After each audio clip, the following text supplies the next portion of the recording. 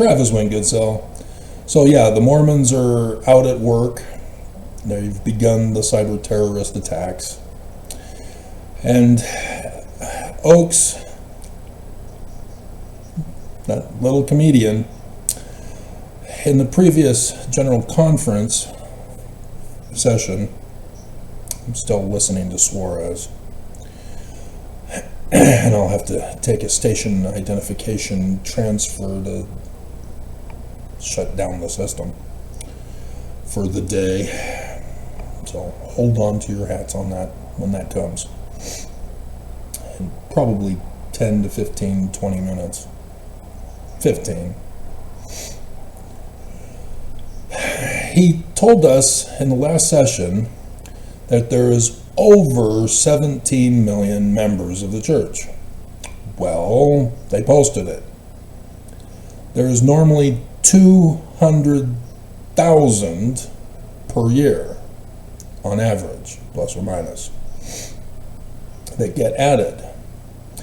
And it should be higher as the higher number of membership goes. And there's a big scandal on this, as they made changes and people didn't catch that those changes were the cause of the increase in numbers. Nonetheless, we get to go over this for this video along with some other stuff. I caught a theme for this session: apostasy. Mormons have lost their luggage. And they're suggesting idol worship in order to bring you back. I catch these themes.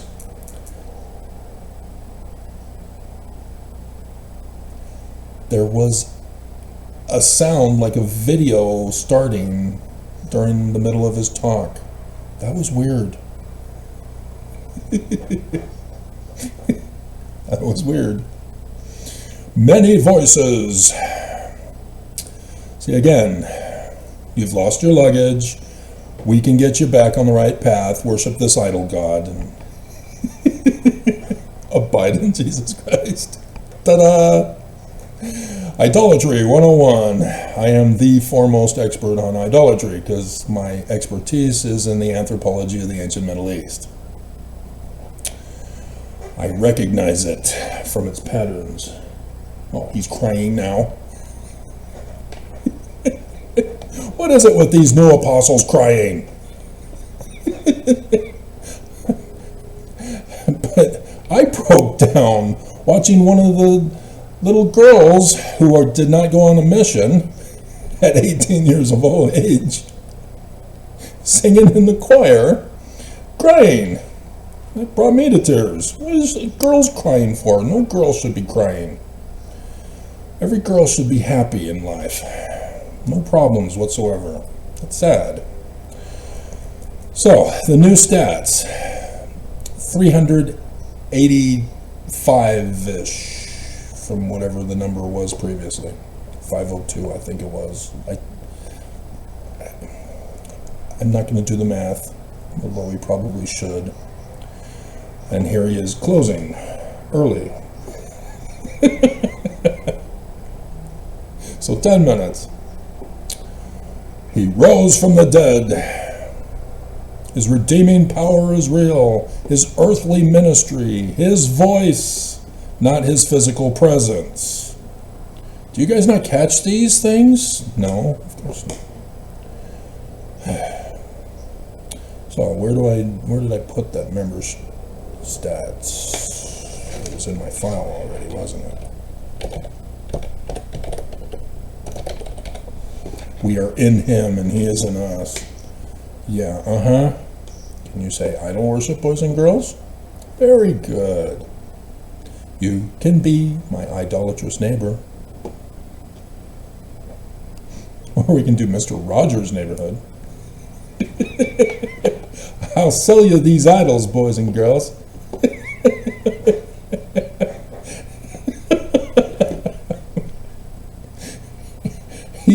Mr. Rogers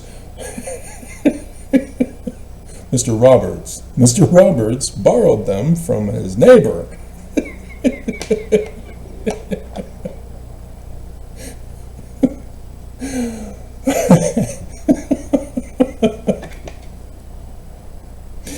All right, so we got Jesus' birthday on Monday. Do you guys even know about that anymore? It's not really talked. I haven't heard it mentioned in the church forever. Used to be during the pulpit conference. As we celebrate the birth of Jesus this Easter.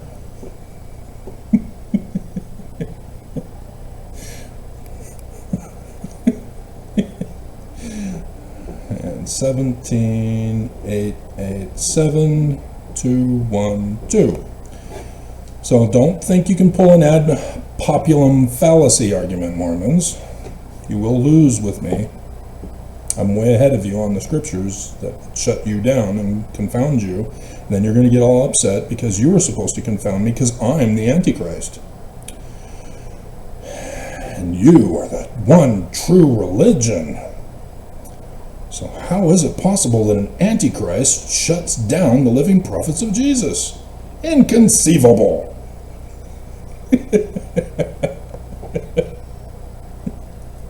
All right, so here's the actual stats. So yes, it is record-breaking, and it's long overdue. And so most likely they've restored all of the countries that they've had silenced on the last report that just disappeared, along with their membership.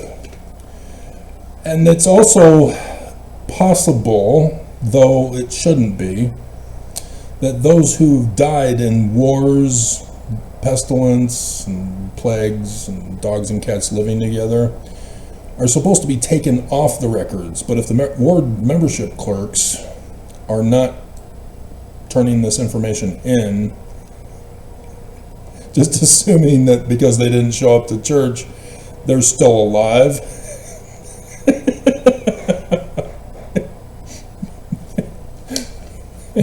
because I've done the reporting for you that the membership stats for Russia, as of the previous last year's reporting for 2024, Russia lost 5,000 members.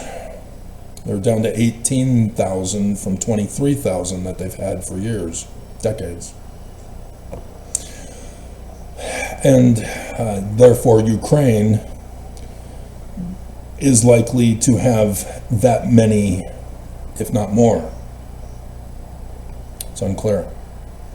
We don't have the stats yet to find out. And so these other wars in Africa and Central and South America and the islands and the Philippines and Asia and the Middle East, Mormons are dying.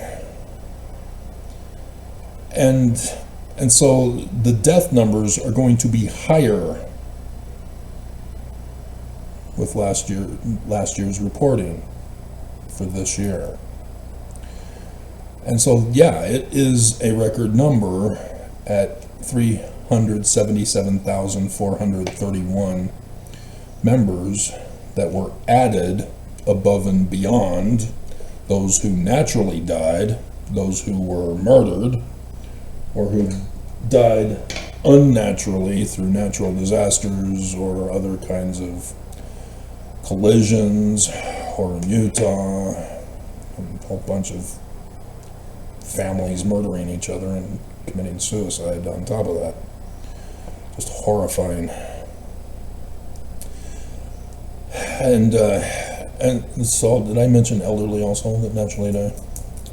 So yeah, that number is usually around 100,000, 50 to 100,000 each year normally. With 2025, that number is obviously going to be higher for the deaths. And then that's not to include those who demanded their names be removed from the records of the church. So here we are at the time where I'm going to shut the system down and proceed from there. And so doing a zoom back to not show Oaks and his struggle to get out of his chair.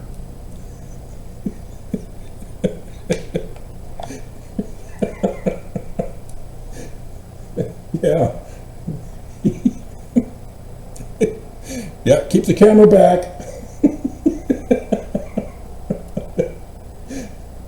There he goes. Oh God. But yeah, Iron's doing worse with his walking.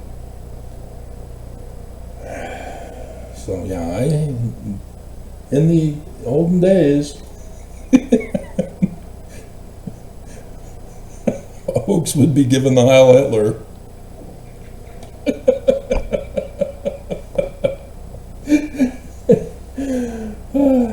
Yeah, the one clerk talked to him, gave him some information. He's got the phone, the hotline right there at the desk in case an emergency comes in.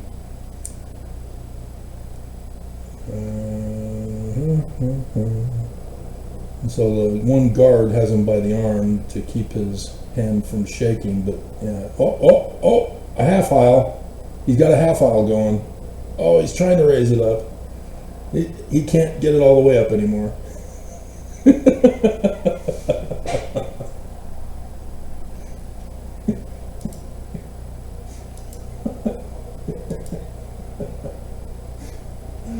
Yeah. Oh, it's sad to be old when someone else is much, much younger than you. So sad, very sad. Okay, now we can focus solely on you. I do need to get a couple of snapshot pictures though, but nonetheless. And so, yeah, the actual increase in converts, therefore, is at least 450, if not 500. So they were telling us the truth, that there was a record number of converts. But this should have been for the past decade, when the reporting was that the church is not getting the numbers that they needed to get. So yes, the way they figured out how to do this is to go to the third world countries where they don't have internet or any kind of access to communications for the world.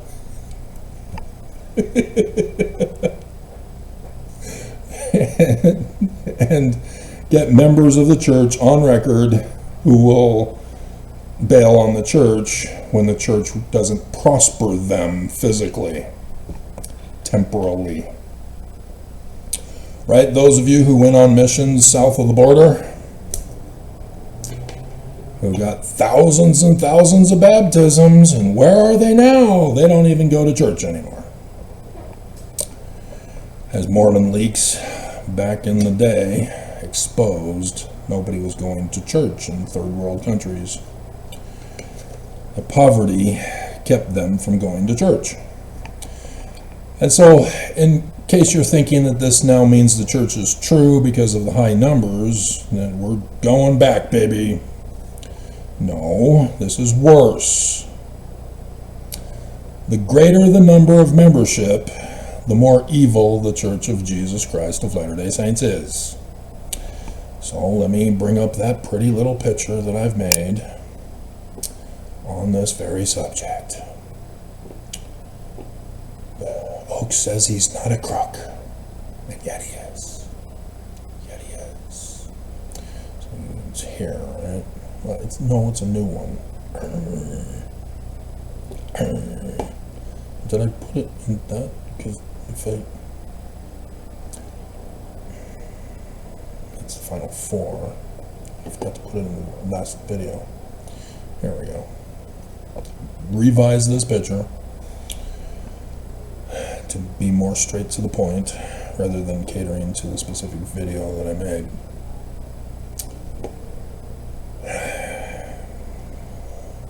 Doctrine and Covenants, section 42, verses 28 to 34. Every bishop for every congregation or even branch president. And that number is 32,046. Okay. Ooh, 32,046. 32,046. So despite those leaving in Utah, the headquarters, ones who have been in the church the longest from birth, are leaving the church, and the new converts are replacing the old and busted Mormons.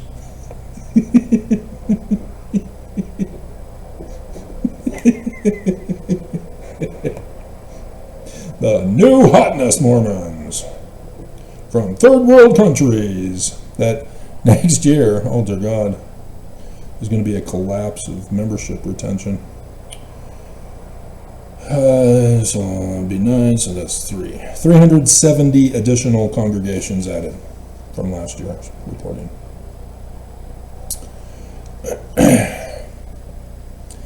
Every single 32,046 congregations now, so now I got to redo this one.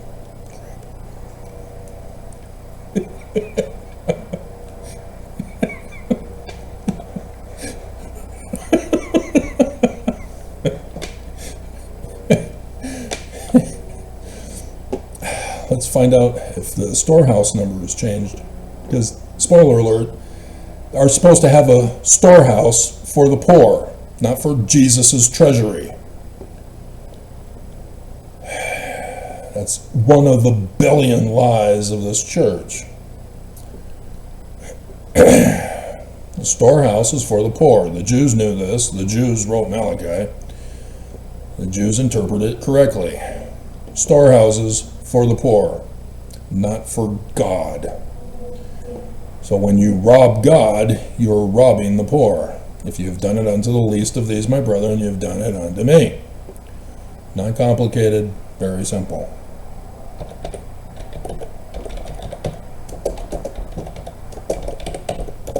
Storehouses in LDS Church. Let's try this again. Number of storehouses in LDS Church. So no, they have not added any, and it looks like they may have even lost some.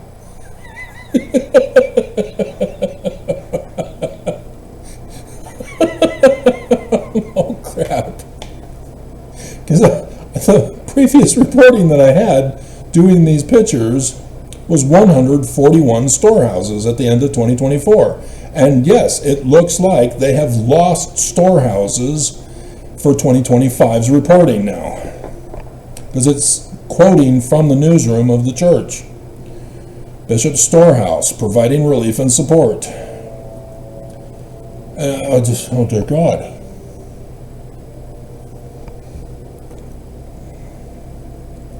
It's all 141 to 114 is a number that's showing up here. So 27 storehouses are now gone. When we increased to 370 congregations, and we lost 27 storehouses. You're not seeing the catastrophe here that's going on? How are Mormons so blinded on this? Why are Mormons attacking me? I am for Joseph Smith in the Scriptures. The Church of Jesus Christ of Latter-day Saints is making up their own doctrine at the pulpit of conference, and then accusing you of not following their new doctrine.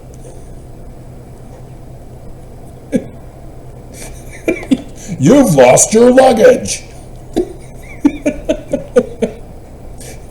You need to get your luggage back. I can't find this in Scriptures. Is this in the Old Testament?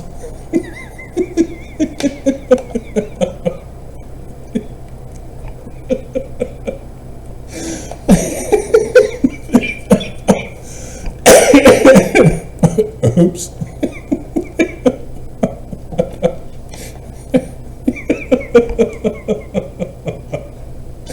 So we've got to pull you out and revise you. Okay. Oh dear God. So I'm going to need to make a list of to-dos here. I'll do it on this thinner one. Revise storehouse stat pick. Okay. Oh dear God, Mormons. Why? Why? I mean, did you not believe the whistleblower? He was proven true. Nelson came out and said, yeah, this is exactly what we're doing. Deal with it. And then the SEC came in and said, yeah, no, it's a crime. $5 million fine, because that's what's required by law. The church is criminal. They were shut down back in 1887 as financial criminals. Finances, tithing, section 119, a forged document. I'm going to give you a bombshell reporting on a new forged document I learned about today, section 129. And I was going to check that and I didn't. Oh well, I was going to do it now. The doctrine and covenants. And there you are. Because I don't memorize. And it's going to take too long to go through each and every single version of the Doctrine and Covenants over time to find out and make my own list that's already made available on the Wikipedia page that I've confirmed is accurate.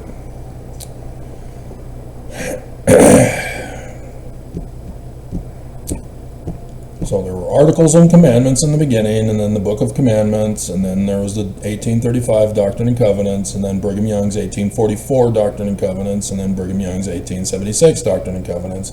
And then there's another version under Heber J. Grant in 1921, where he took out the Articles of Faith. And then the one that we made in 1981 with footnoting also, but yeah, there's an evolution, and Wikipedia on it is factually correct. So 1829 is 1876 edition when it was put in, because of who's the scribes in the sources for the document. You need to know this factual information to identify them. And so, why not? We're talking about apostasy, let's do it.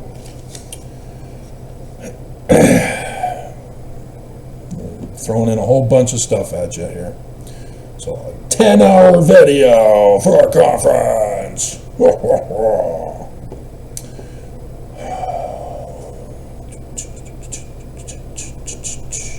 So the first one comes from William Clayton as the source.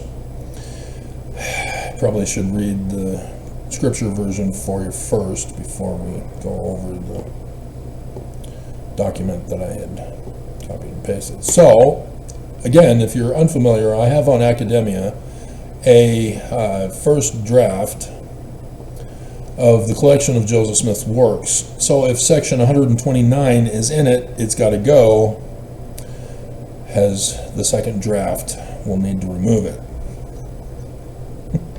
Because I have now confirmed it is a forged document.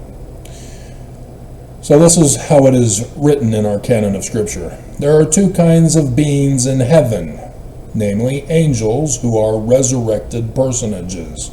And that should have been my first clue. Nonetheless, having bodies of flesh and bones, that's just now an extra added confirmation that it's a forged document. Having bodies of flesh and bones. For instance, Jesus said, "Handle me in see, for a spirit hath not flesh and bones, as you see me have. Secondly, the spirits of just men made perfect, who are not resurrected, but inherit the same glory. When a messenger comes, saying he has a message from God, offer him your hand and request him to shake hands with you. So Joseph Smith do that to Heavenly Father and Jesus? Yo, what's up, homie? Dad, what's up? Bro! If he be an angel, he will do so, and you will feel his hand. If he be the spirit of a just man made perfect, he will come in his glory, for that is the only way he can appear.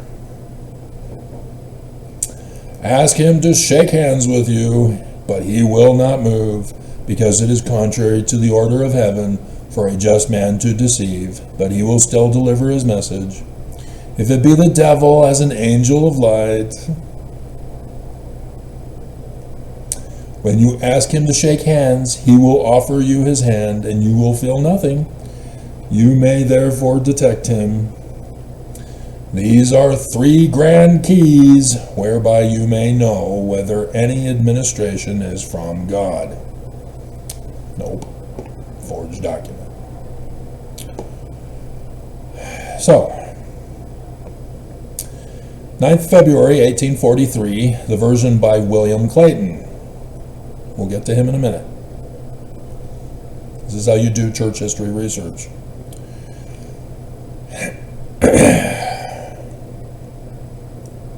There are 2 this is from his journal, by the way.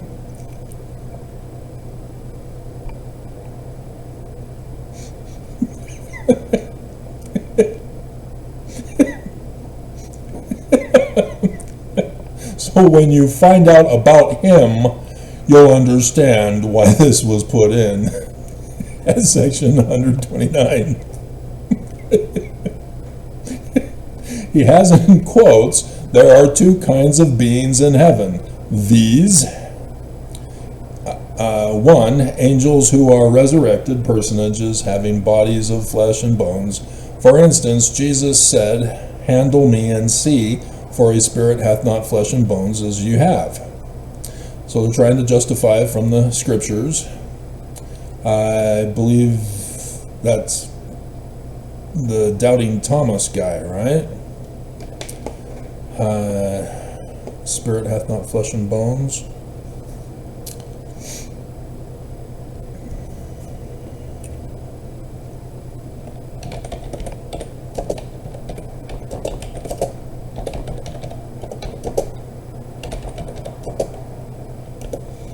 Down to 3.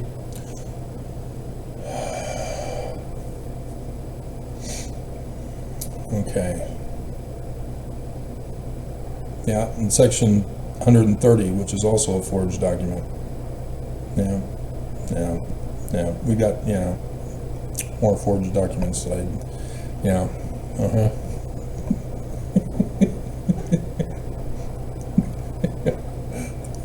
130, I think, has 1 line from Joseph. I'd have to go back and check again. But there's some other stuff that isn't. Luke 24 is the Bible passage. And so we'll start 36. But we need to find who they are. And I see appeared to Simon above.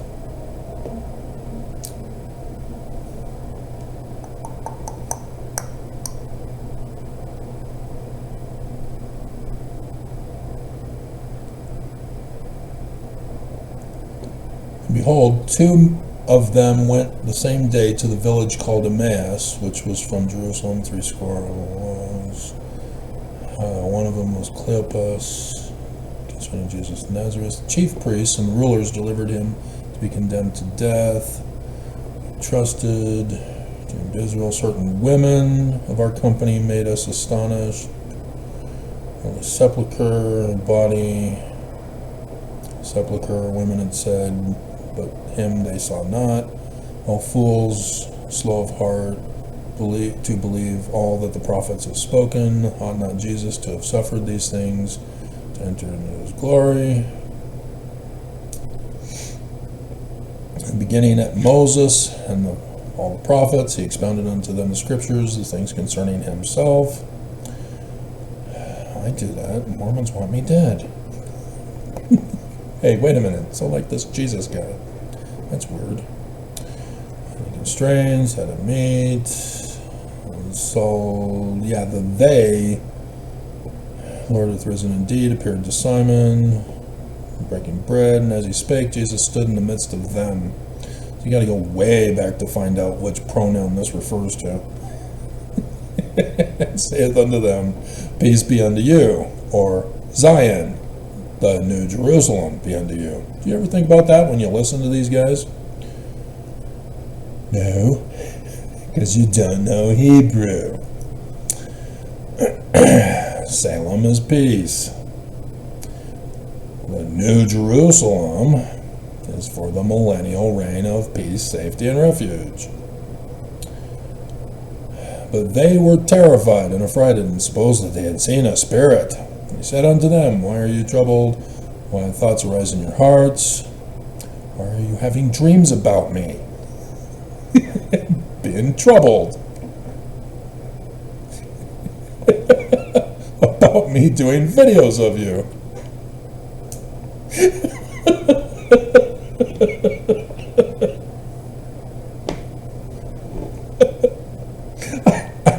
I'm sorry, I had to.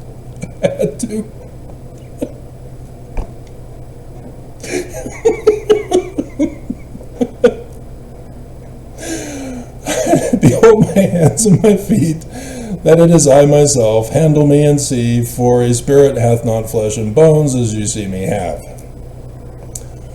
And yet this is all just a vision of the Jewish author. Talking about the real human, who is flesh and bones and not a spirit Jesus. This is Isaiah, guys. Same name in Hebrew. I didn't mention who you are. Your secret's safe between us. Who is he talking about? All right. The spirits of just men made perfect, they who are not resurrected, but inherit the same glory. When a messenger comes, saying he has a message from God, offer him your hand and request him to shake hands with you, if he be an angel. So this is pretty much the same. You will do so, and you will feel his hand. If he be the spirit of a just man made perfect, he will come in his glory, for that is the only way he can appear. Ask him to shake hands with you, but he will not move, because it is contrary to the order of heaven for a just man to deceive, but he will still deliver his message. But if he be a devil as an angel of light, when you ask him to shake hands, he will offer you his hand, and you will not feel anything. You may therefore detect him. These are the three grand keys, whereby you may know whether any administration is from God. And then they put, President Joseph also shewed from various circumstances that any man who would seek after a sign was an adulterer, and mentioned several instances wherein he had detected men. And this is why they had him murdered and accused him of being an adulterer in Brigham Young's little book of Epstein files, saying that Joseph Smith was married to all these men, section 132 from 1843, forged document. Joseph Smith was never married or sealed to any other woman than Emma. He never had sex with any other woman.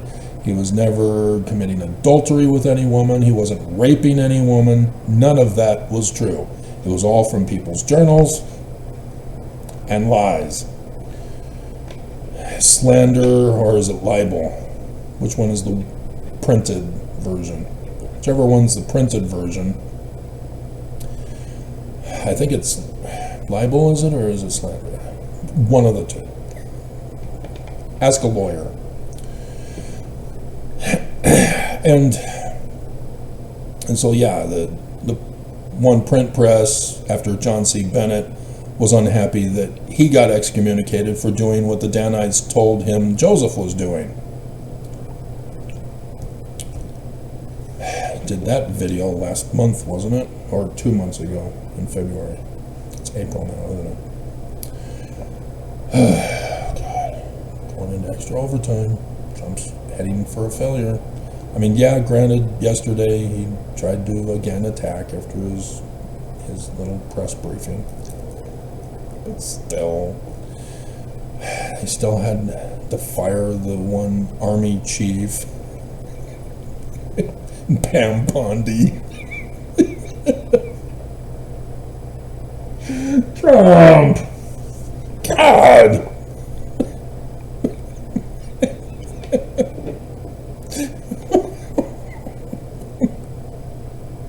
Oaks came out for the Christmas devotional in 2024, quoting from Oaks that October, saying we were one day closer to the coming of Jesus. Hurry up, Trump. Dear God. How hard is it to be the Antichrist? Come on. God, you got that devil as an angel of the light praying over you. Demoness. Dear God. Still can't do it, huh? And so, yeah, no, this is a false accusation, and they are revealing what they were doing. And yep, sure enough, William Clayton was. When you bear false witness, you reveal what you are guilty of.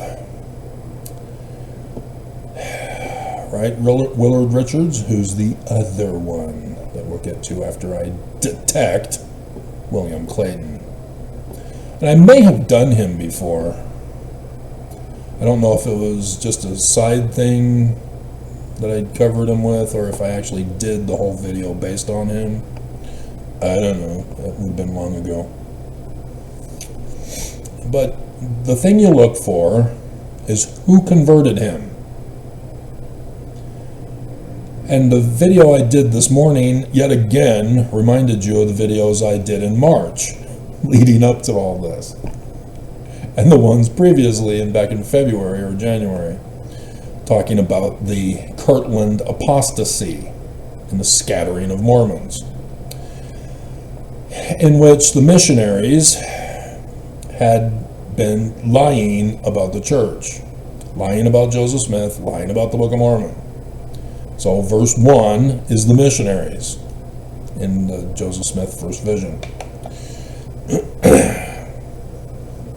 So you need to find out who were the missionaries who taught William Clayton.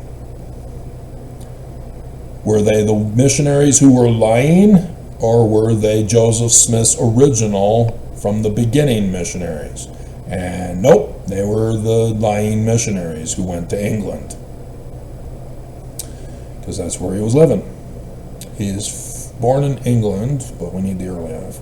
Born in Penswortham, Lancashire, England, the son of Thomas Clayton and Anne Critchley, July 17th, 1814.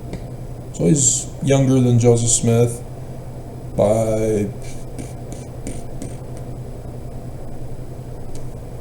8 years, 8.5. Because Joseph was the 23rd of December, right? All Mormons know this? Because the church never celebrates it. Year after year goes by, and the church does nothing on the birth of Joseph Smith, our founder. You'd think that would be a church holiday at least. Nope. So he was the eldest of 14 kids. A 14-cow woman, huh? Good job, Ann. Try telling that to a modern-day Mormon girl. Yeah, she'll start crying, all right.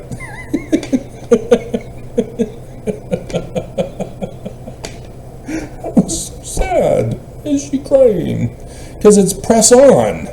That's what the song was about. And so I'm deeply concerned that she had been having thoughts about committing suicide.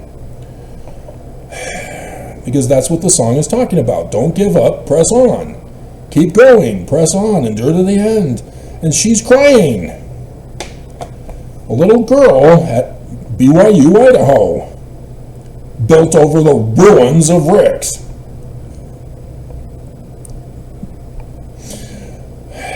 So, as a child, he learned to play the violin and piano and was tutored by his father, a school teacher. He married Ruth Moon. Oh, that's an actress, okay. On October 9th, 1836. In 1837, Clayton investigated the Church of Jesus Christ of Latter-day Saints. Wrong missionaries, wrong teachings, wrong church, see? Again, another confirmation that the missionaries were going to England and lying there. And the purpose was for Brigham Young, as we now know in retrospect, was to get a bunch of backup Mormons just in case Brigham Young needed extra population to bolster the numbers of the church.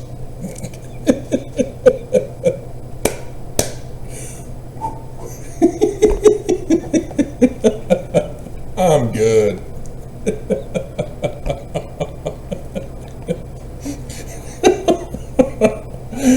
Yep, that was the wrong name of the church. So for it to be in his thing means he wrote that he was converted to the Church of Jesus Christ of Latter-day Saints. That's not Joseph's church, that's the Danite church. Verse 1 of the first vision. The evil disposed and designing militant missionaries lying about Joseph Smith's church that caused the Kirtland apostasy after Joseph Smith, now with the key of Moses, calls for a gathering of Mormons to Zion in Kirtland in similitude of the Latter-day Gathering. And they came and said, what the hell, this isn't Christian.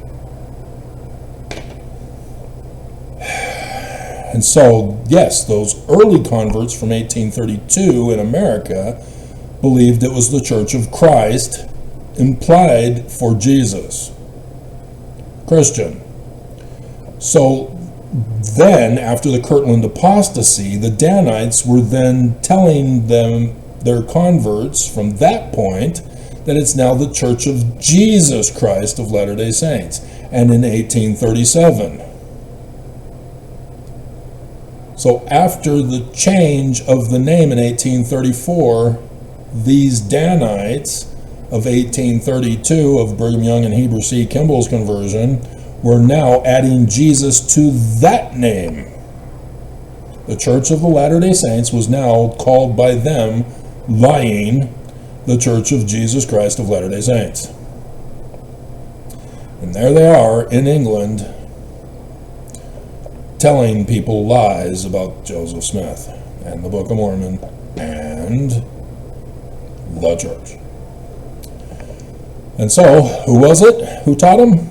Who converted him? Apostles Heber C. Kimball and Orson Hyde.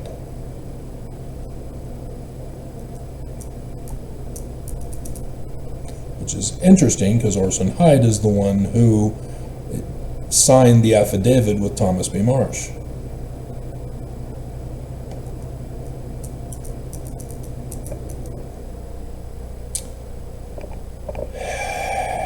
October 21st, 1837. So Heber C. Kimball has plausible deniability of culpability in causing the Kirtland apostasy. Thus, when he comes back to America, he says to those who destroyed the Kirtland Safety Society, who were they who he converted, he says that those apostates were slothful in not paying back the loans. That was all part of the plot. So then Heber C. Kimball and Brigham Young then take the Mormons to Missouri for phase 2 of the scattering of Joseph's church members, using the name of the Church of Jesus Christ of Latter-day Saints now. So yes, William Clayton has been converted to the wrong church. And so ordained a priest in December. They're in England still. A high priest, April 1st, 1838. Clayton's parents, 10 surviving siblings. Several of them died. And some of his wife's family joined the church also on April Fool's Day. 1838. And so they're still in England. 1838, he served as second counselor to the British mission president, Joseph Fielding, whose daughter would become Joseph Fielding Smith Sr.'s son. With Willard Richards. Shot Joseph Smith in the back. Very sad. Yeah, his first counselor. And so he's being indoctrinated out in England. Became a missionary in England, where he grew a branch of the church in Manchester to 240 members under the name the Church of Jesus Christ of Latter-day Saints. Joseph didn't go to England. He didn't get to find out what was going on out there. They kept them out where they were converted. Sound familiar with today? They didn't come to Zion when Joseph Smith put out the call. They stayed in England.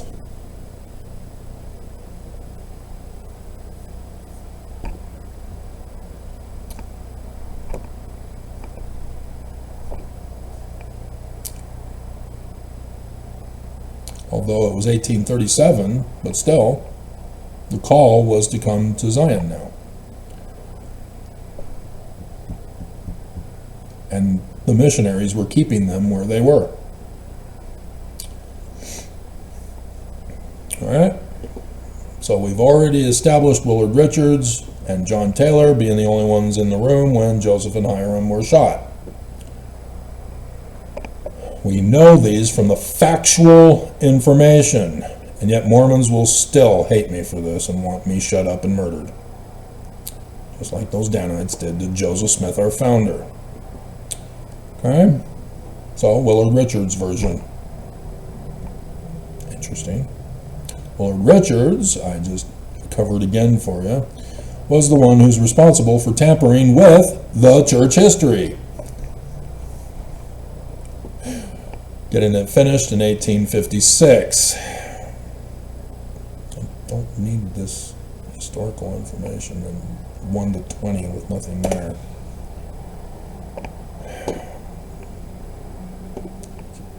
I don't understand why it's saved as 1841. That was stupid.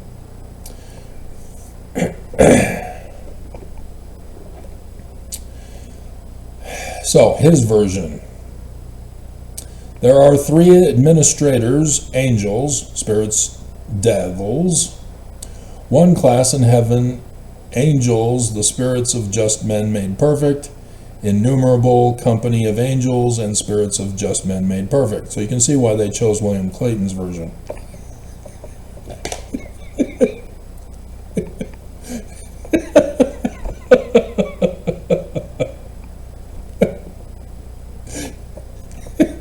Especially since it wasn't put in the Doctrine and Covenants until the year before Brigham Young died in 1876, of which Willard Richards was long since dead already.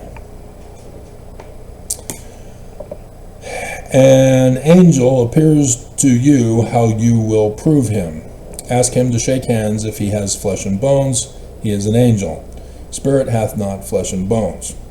Spirit of just man made perfect. Person is a tabernacle. In its tabernacle could hide its glory. If David W. Patton or the devil came, how would you determine should you take hold of his hand? You would not feel it.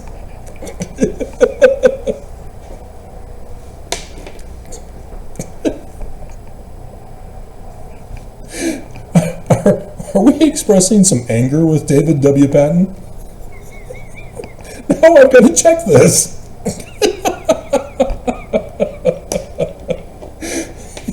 Did he not come with Brigham Young to the Valley?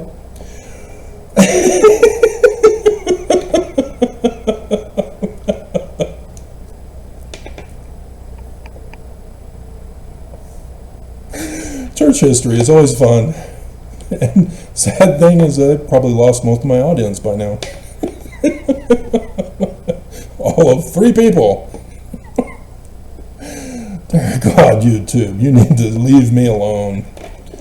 Dear God, you have no idea what serious criminal operations you are involved in, getting busted while the church gets away with it.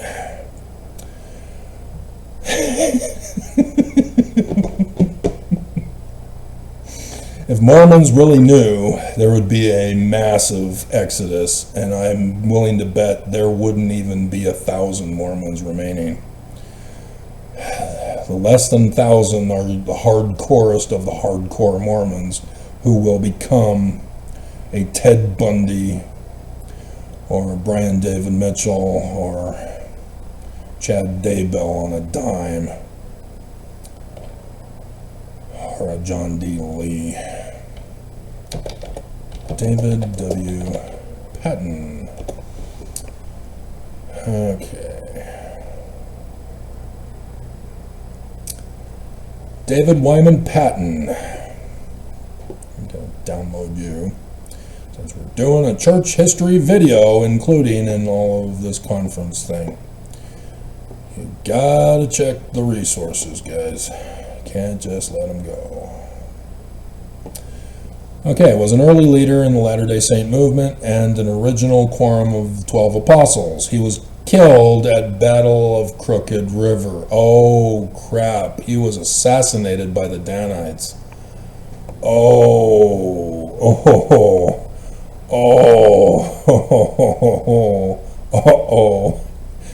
Because there you have it. In Willard Richards' version, he calls David W. Patton the devil. And that's why 1838 is the Battle of Crooked River. October 25th, the Mormon War. Oh, damn. Oh, man. So he did not want to be a part of the war then. And so he was assassinated and claimed that he had died in the Battle of Crooked River. Oh my God. Yeah. Oh man. Yep. Group of prominent leaders, David Whitmer, William W. Phelps, John Whitmer, Oliver Cowdery, were excommunicated on accounts of wrongdoing. They weren't excommunicated, they left.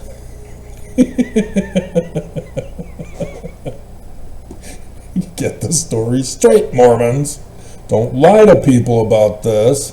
See, there's Orson Hyde. Left their association with the church and swore out affidavits. In response, the Danites, a Mormon vigilante group, marched to Daviess County, Missouri, where the attackers... Really? You're explaining that, are you? Thought you wanted to keep that covered up and hidden.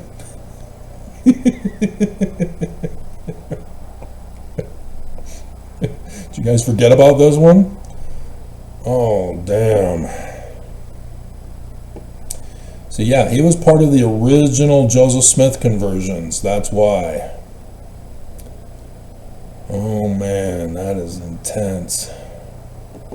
So early life, He was 11th of 13 children. He was 6'1", so he's a short guy.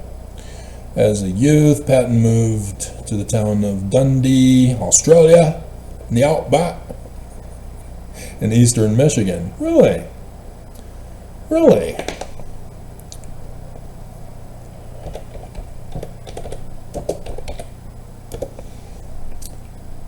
Really? Obviously, I want to see the maps. Really?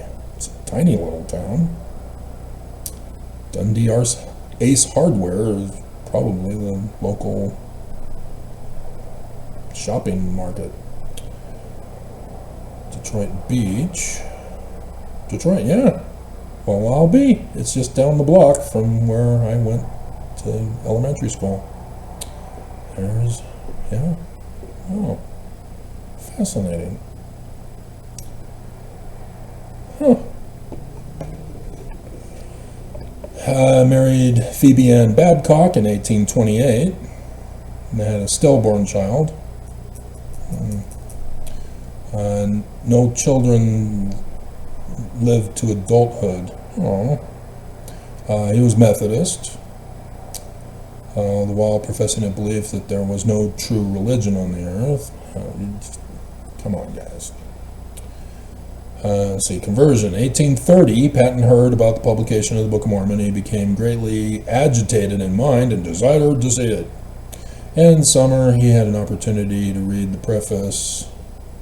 So summer of 1830. Yeah, fascinating. Yep, joined the Church of Christ. And baptized June 15th, 1832.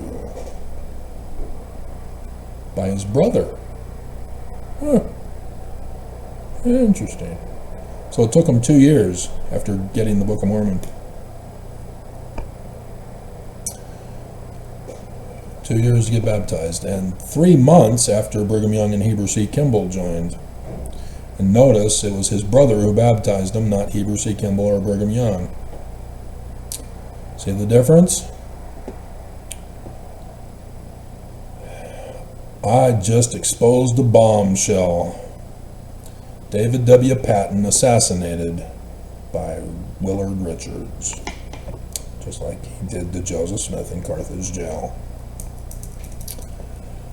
Wow. See, my videos aren't boring. Why don't you want to listen to my videos? I just exposed a bombshell. Willard Richards, assassin for Jesus. Take a back seat, Orrin Porter Rockwell.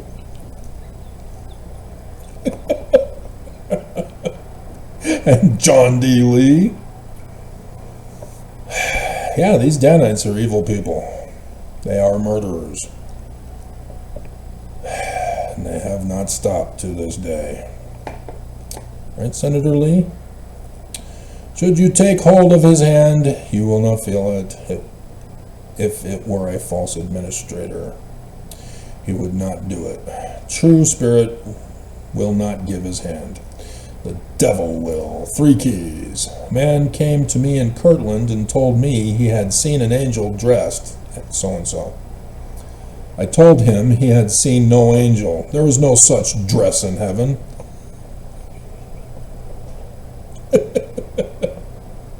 He got mad like a Mormon always does. And went out into the street and commanded fire to come down out of heaven and consume Joseph Smith. I laughed at him. He's claiming Joseph Smith is saying this, you know. He's referring to Elijah versus the priest of Baal. There's Baal. And told him he was one of Baal's prophets. His God did not hear him. Jump up and cut yourself, and he commanded fire from heaven to consume my house.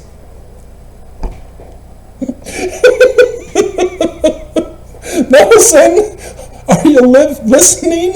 Are you a just man made perfect, or are you resurrected? You want to shake my hand so that we can explain what I did to you last year?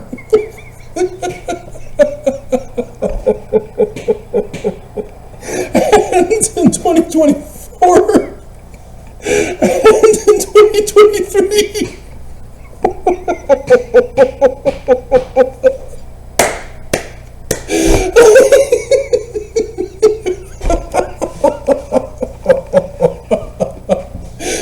We have a comment to go over, so we've got to bring it up.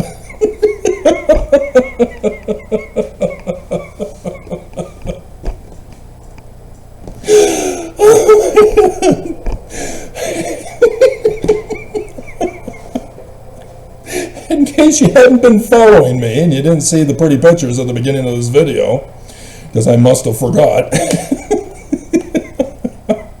I'm him. I'm the man like Moses. I got the keys. I've proven myself physically in the flesh, not like Jesus in spirit feeling. I am the seer. I am the prophet. I am the revelator. I am the translator. Priesthood, Melchizedek, protocol.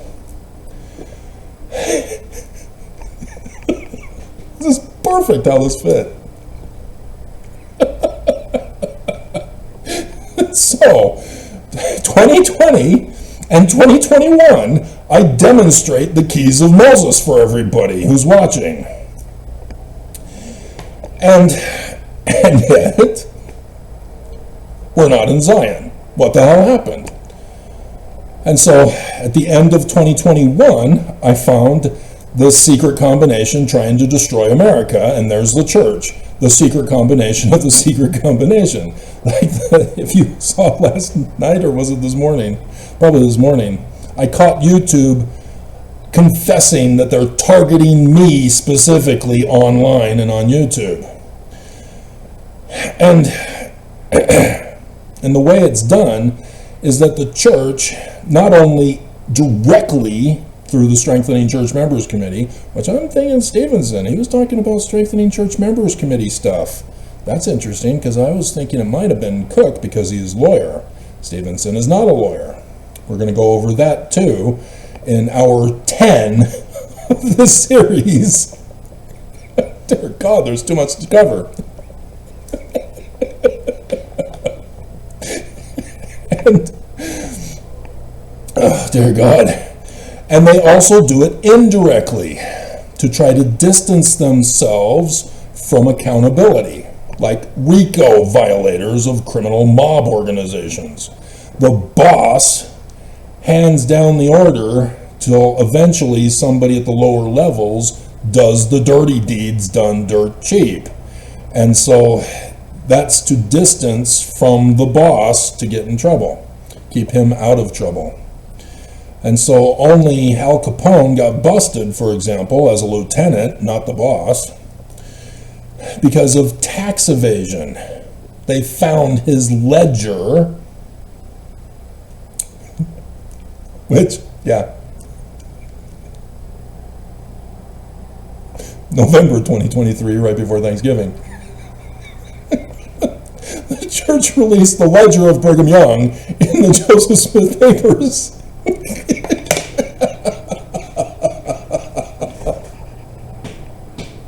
Claiming that Section 119 is not true.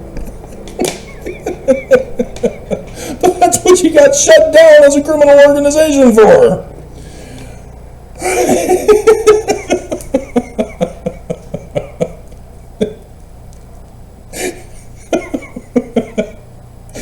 So yes,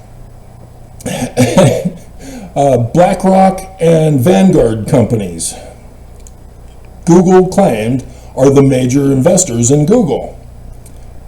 Not the church isn't as big as those investors. So I've got the SEC filing for just Ensign Peak Advisors because that got leaked. And so I checked. Oh look, there's BlackRock and there's Vanguard. The church invests in them, and they invest in Google just as the church invests in Google. So the church gets a double portion by investing in Google and investing in BlackRock and Vanguard, who invest in Google, increasing their stocks for their investment in Google, and thus the church benefits multiple ways, not just directly, but indirectly as well. See how this works? This is a massive criminal operation going on. The church is the major stockholder as a result of this.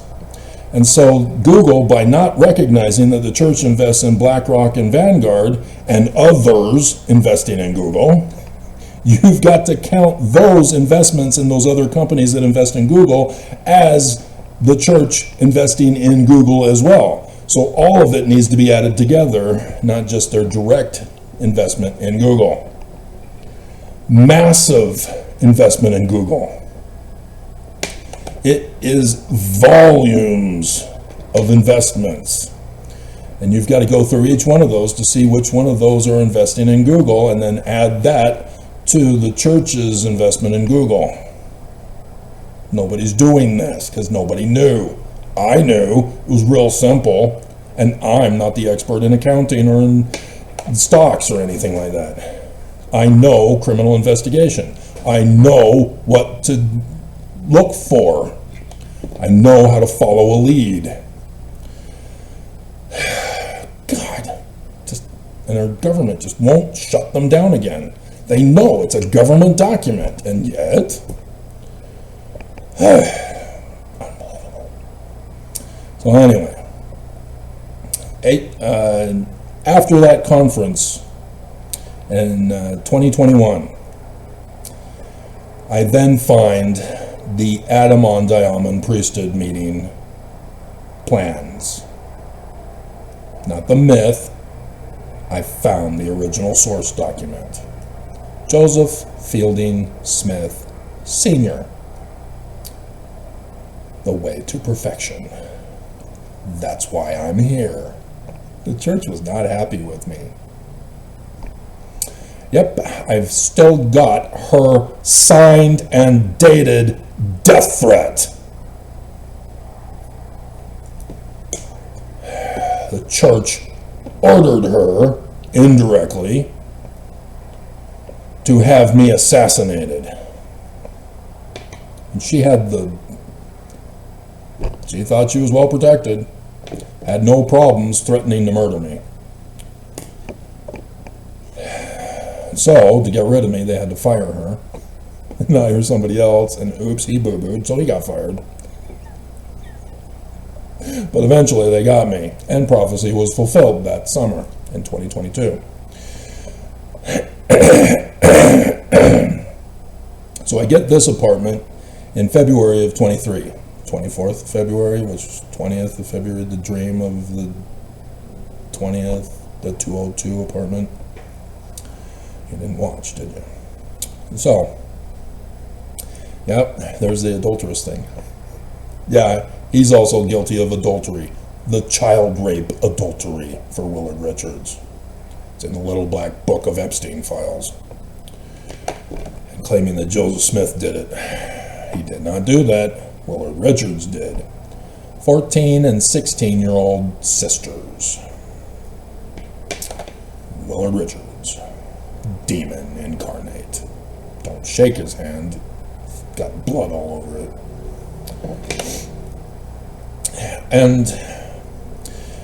And so, not understanding what the hell happened. April conference comes and goes. I don't get it. What happened in 2020 and 2021? I did everything that Moses did. What is going on? Why didn't the church fall? Why didn't the transfer of authority happen to me? Why is it still going on after the conference of April 2026? What's going on?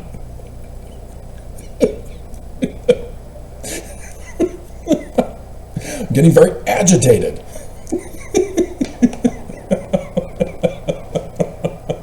And so, in the summertime, I just get the inspiration because it just comes to the top of my head, as it always does, in these videos. I just demonstrated it again for you, multiple times here already, in which, let's do a countdown to 9/11 in relation to how art thou fallen from heaven, O Lucifer. I had no idea what was going to result from it. I just did it. So Nelson's birthday on the 9th comes and goes. Nelson's episode that we found out 3 weeks later. Because remember, the Strengthening Church Members Committee are the ones who stalk me, who give the orders to commit crimes against me. They know I was doing a countdown. And so that's why they didn't tell the membership immediately. 3 weeks later, and Nelson comes out in a little video clip before conference to invite you to conference and says, 3 weeks ago, 2 days after my birthday, when Oaks and Irene came to visit, I fell and couldn't get up and hurt my back. And now I'm in a wheelchair for life.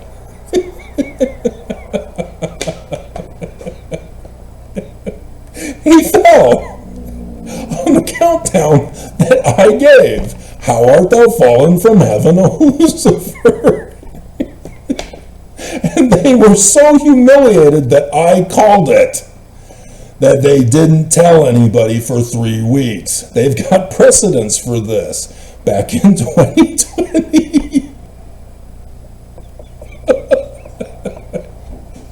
I'm suing in Pharaoh's court. And Pharaoh obviously said no, according to prophecy. But nonetheless, on Sunday, I filed with the court, the federal courts, about the carved in stone evidence of the inverted pentagram. And I didn't know that Monday what was going on. So Kirtland and McConkie, as the lawyers, have to consult with the corporate board, especially, to get their counsel to how to proceed. They need to be notified of the case. And so they were supposed to be given counsel that Monday by Kirtland and McConkie. Travis had made a filing. We're here to report on it for you to go over that. Well, Holland is in an interview with a Jew in Israel right now. We'll have to wait until he's finished with that interview.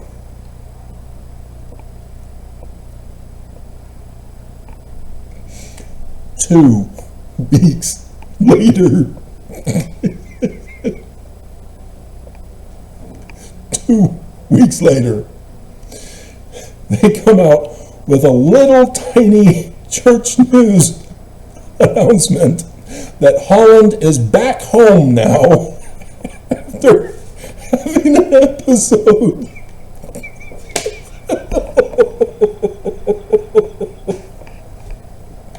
My exposure in a federal court case, which is a government document now, under the Freedom of Information Act,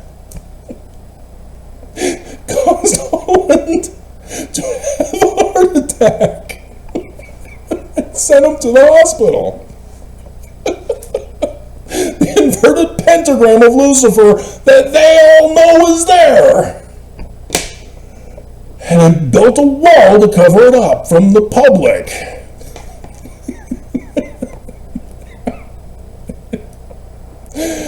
And so, yes, they know me. This is why they're out to get me.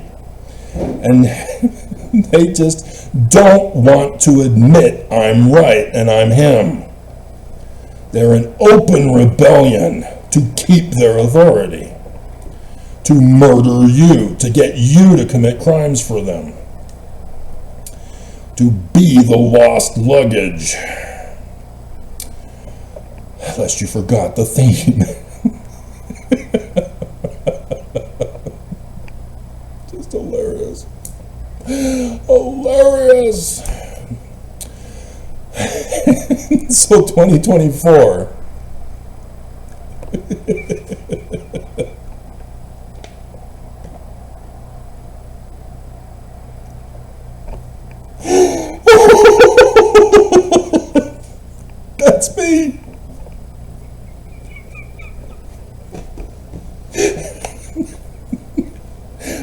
Still, no fall of the church, no transfer of authority. I'm bored.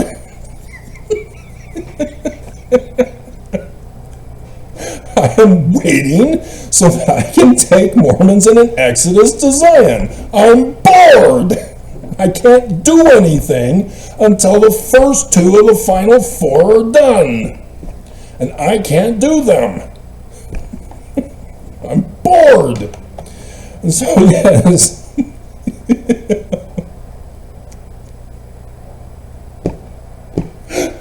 I did the videos about Elijah and the priest of Baal again. I've done it before.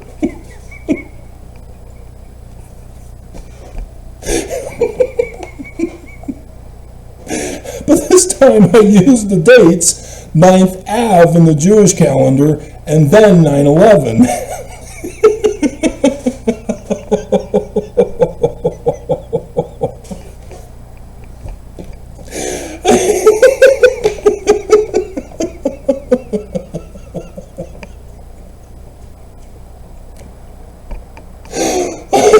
On the 9th of Av that year, 3 rainfalls fell on Utah in the Salt Lake area. 3. And so that's why this week I'm like, oh, 3 days of rain. And on the third one, oh, I'm outside and I see the 2 lightning strikes out in the northern area. So I put in the video with the power outages that I witnessed lightning strikes up north, where the power outage was. I'm very well aware of this story. This is one of my favorites.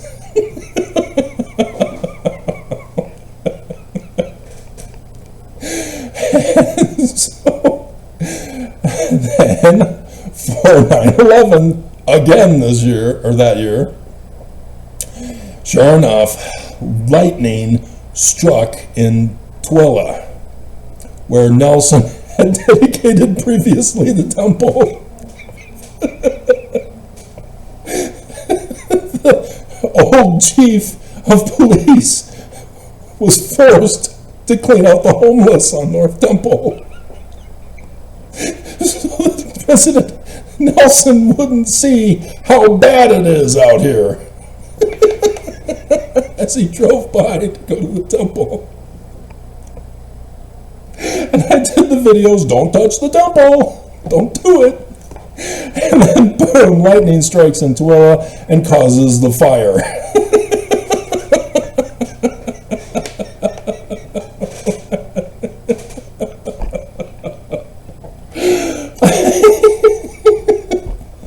This is how I parted the waters, guys. That's how it's done. I have the gifts. I've proven myself. And so in 2025,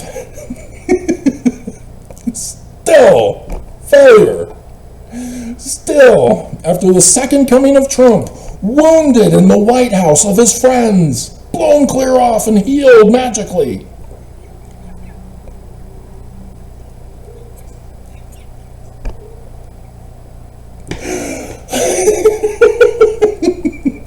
I'm bored. God, what does it take? I'm overly anxious to get going with my next phase. It was only supposed to be a 3-year mission. And because I exposed this church, because I exposed their plot to my government, that's why they ran a test run in 2020 and failed. That's why Trump is continuing to fail. So they've, in their minds, believing that the Book of Mormon has now been proven false. You're still the enemy.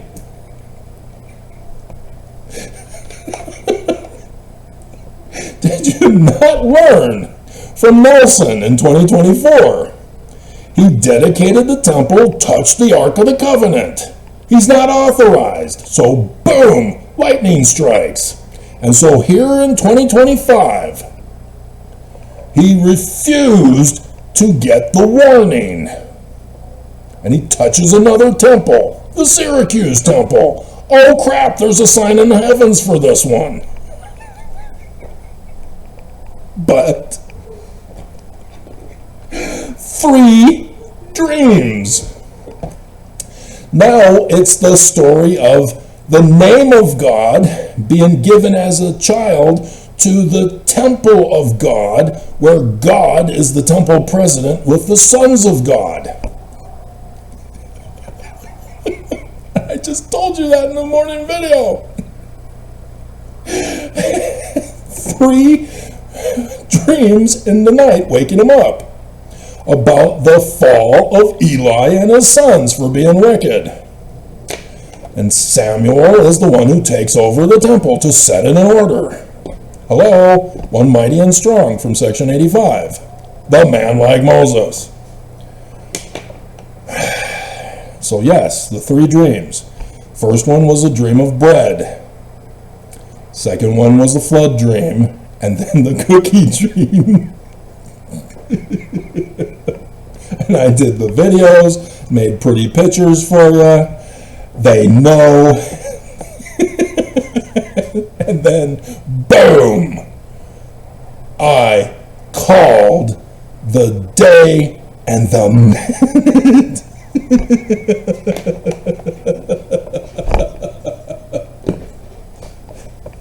And he's dead.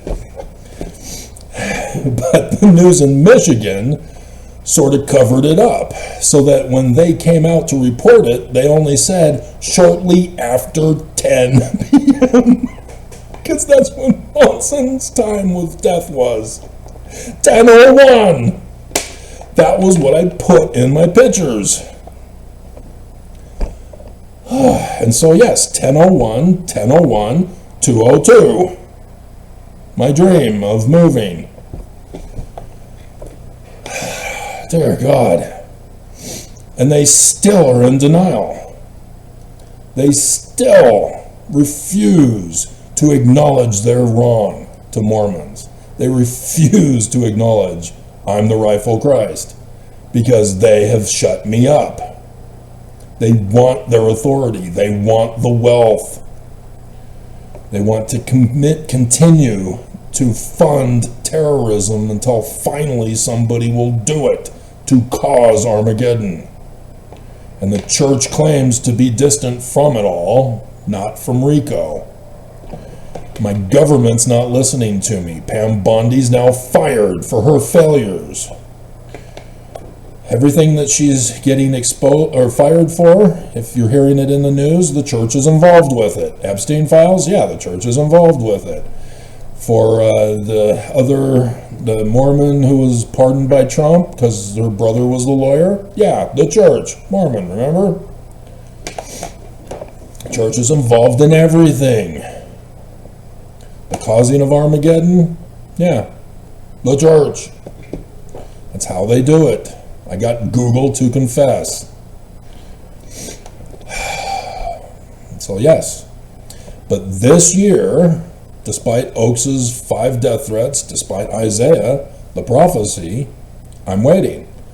And so Oakes actually went through with it, despite all the warnings. You're next, Oakes. Don't do it.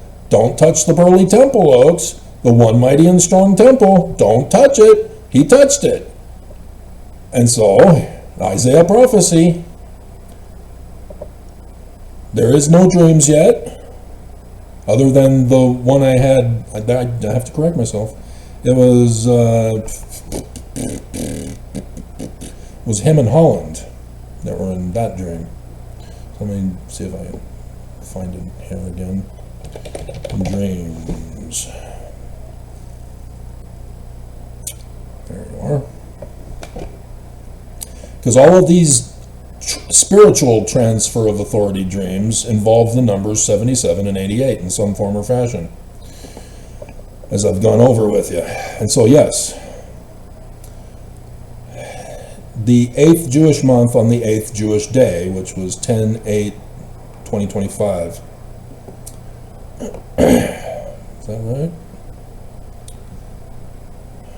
October, yeah, Heshvan, yeah, 8th of Heshvan. Yeah, interesting. And so, yeah, I had the dream at 12:45 p.m. I crashed. And as a result, I ended up having the dream that both Oaks and Holland were going to die. But that was in 2025. We're now in 2026. It takes time. I'm always premature. I want it now. I don't want to wait. I get very anxious. We're already well over time, for years of overtime.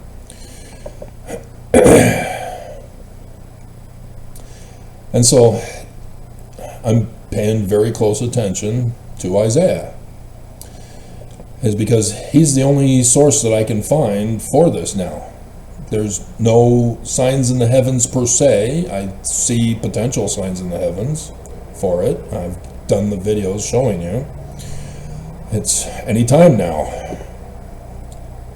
He's near death.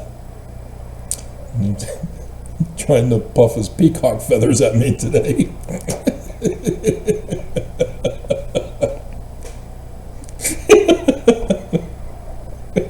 Because I'm the only one who's following him and noticing these things and knows what's coming to him, who made the chart of the curse of Joseph Smith. He knows. He knows. He's not innocent. He's not in a bubble world. He knows, and he's just defiant. And so it's awesome when he puts, or his great-granddaughter gives the prayer, and she doesn't even want to look at him. She's pissed. And she's wearing the white dress with the hot red high heels. Yes!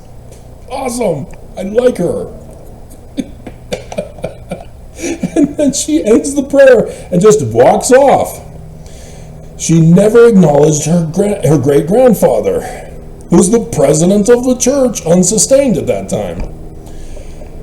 And yeah, that also needs to be brought up.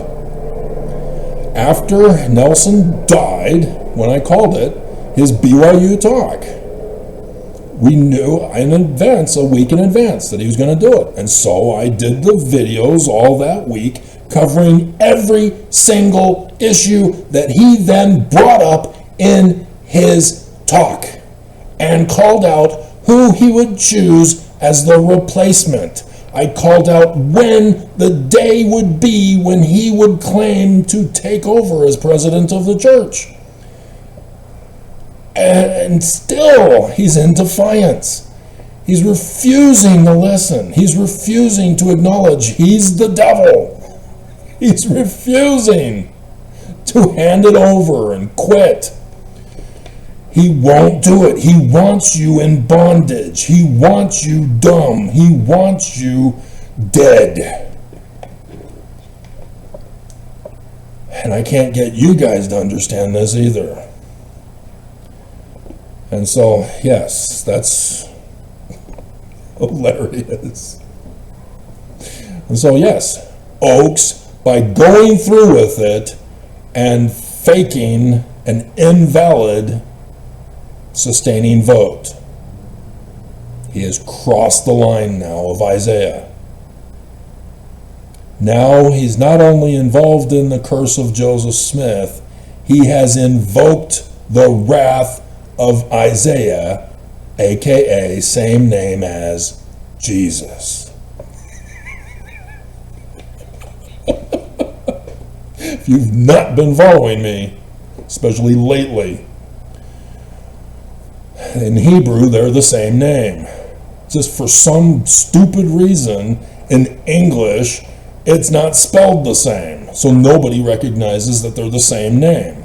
In Hebrew, they're the same name. Just hilarious. So yes, check these guys.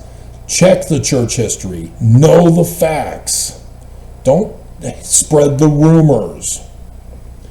I just exposed a bombshell.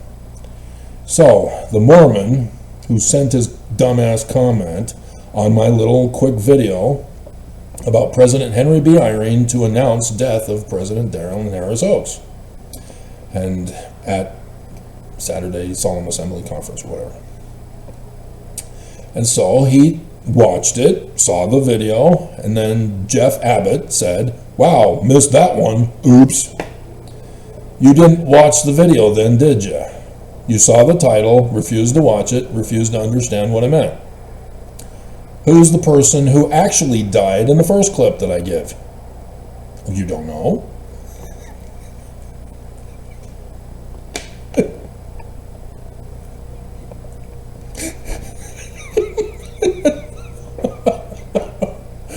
You kind of need to know with me.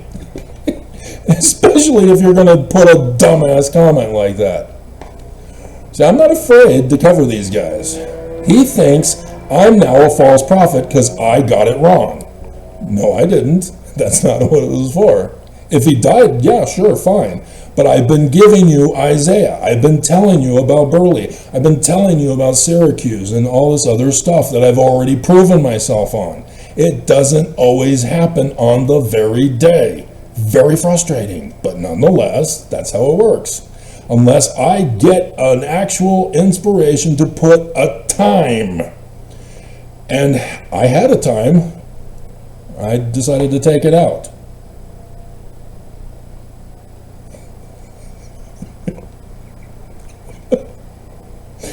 It was Hales on October 1st.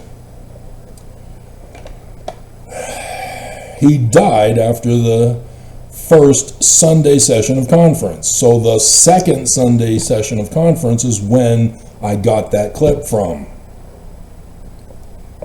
I was just inspired to get that clip and make the clip and put it in as another warning. He crossed the line today. And so now he has sentenced himself, because of his false accusation, to his own death. He sentenced himself to death. Remember the law of Purim, Esther, Deuteronomy 19, verse 19. False accusers get the punishment that they were to be given if the accused was actually guilty. Oaks is now guilty of false accusation, and it's the death penalty. The curse of Joseph Smith, Isaiah's prophecy, and the curse of Emmanuel.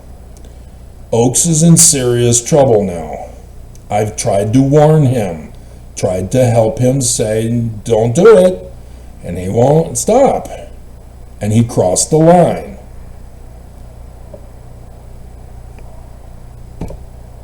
I can't help him anymore now. He crossed the line.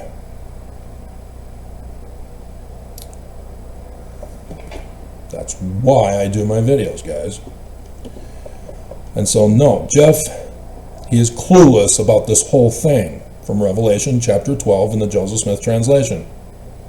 Joseph Smith's additional information goes over each of the spirit, seer, prophet, revelator, translator. I've been trying to teach you guys how to do it yourselves. You're supposed to do it with your daily lives because you have stewardship over yourself in your life. You're supposed to be using the Spirit to learn how to use it.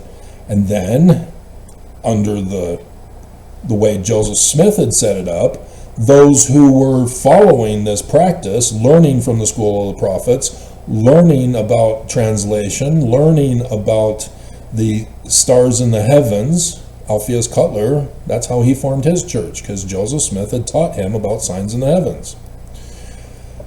And for visions. And Mormons couldn't believe. And so nobody succeeded Joseph Smith correctly to be the president of the church. They all failed. So the protocol is for me to come. And here I am.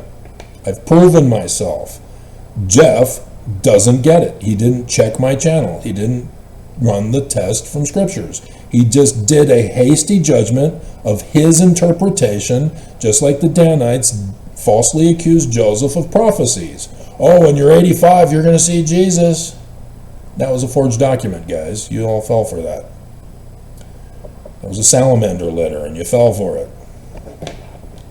I'm trying to teach you about salamander letters because you know about Mark Hoffman. He forged documents about church history because he found out the church had been lying about church history. Hello? Thus, forged documents of church history by this church. He knew. That's why he did what he did. Brigham Young is not authorized. So the salamander letter. Brigham Young's not authorized. The church panicked. Oh no, we're not authorized. And so they covered it up and hid it and paid him off.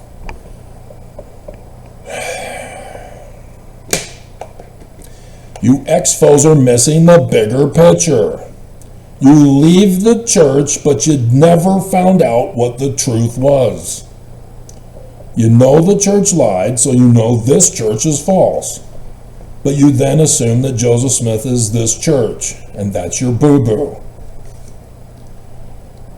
And so Benson comes out, calls us the enemies. Hinckley quotes from Thomas B. Marsh, who comes crawling back on his hands and knees to Brigham near death. No, I don't believe any of the things they say. But nonetheless, he used that to claim that Thomas B. Marsh told the Mormons, prepare your backs for a good whipping if you become an apostate. And so I take out that clip and use it for the other clip where a record number of Mormon or members are leaving the Mormon church, or whatever it was. I don't memorize. Remember?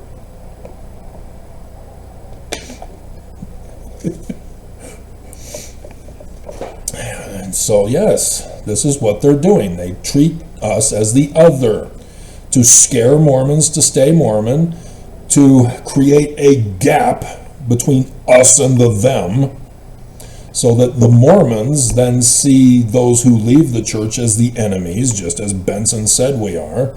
We are apostates, we're anti-Mormon, antichrist corahors, and the church justifies, and Mormons justify in committing crimes against us. To activate us? Yeah, I don't think so. And a couple of different talks. We need to spy on you. They give justifications for stalking us, committing crimes against us, to keep us in bondage, to keep us controlling our lives, taking away our agency. That's what it was all about. We control you, and they were trying to justify it.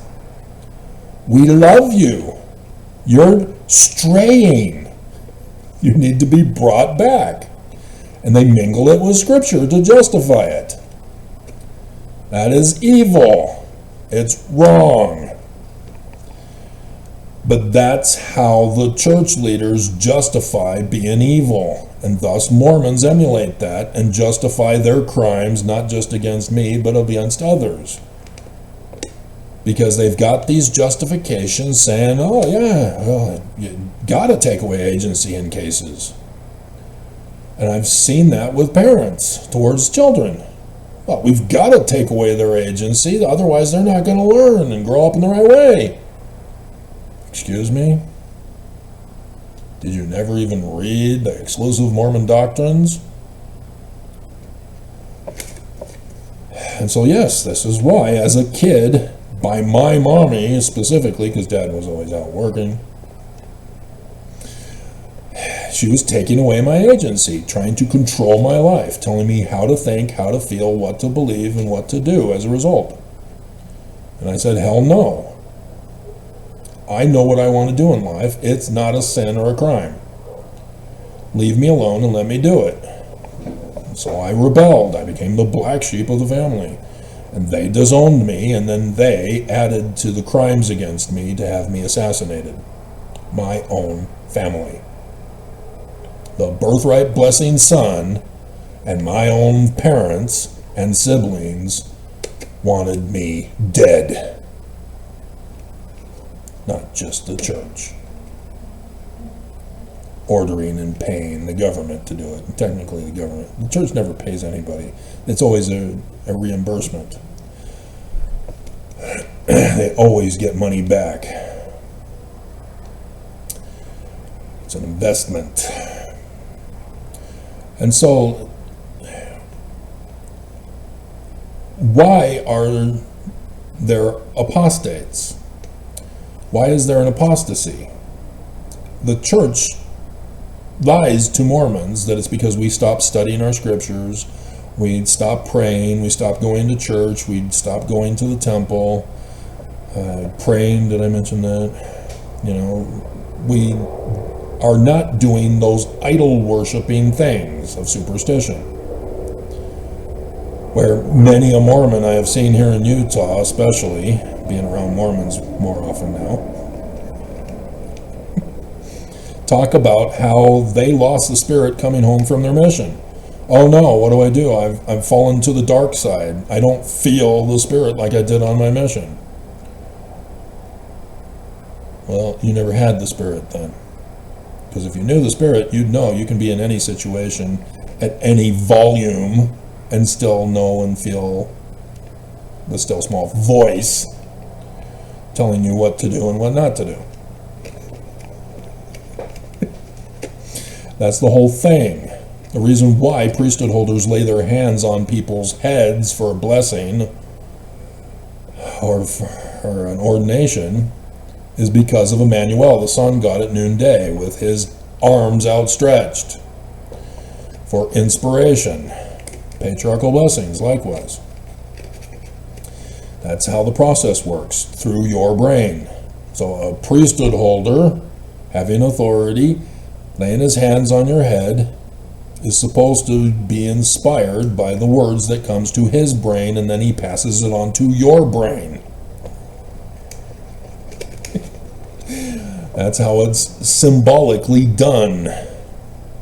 Just like in dreams. And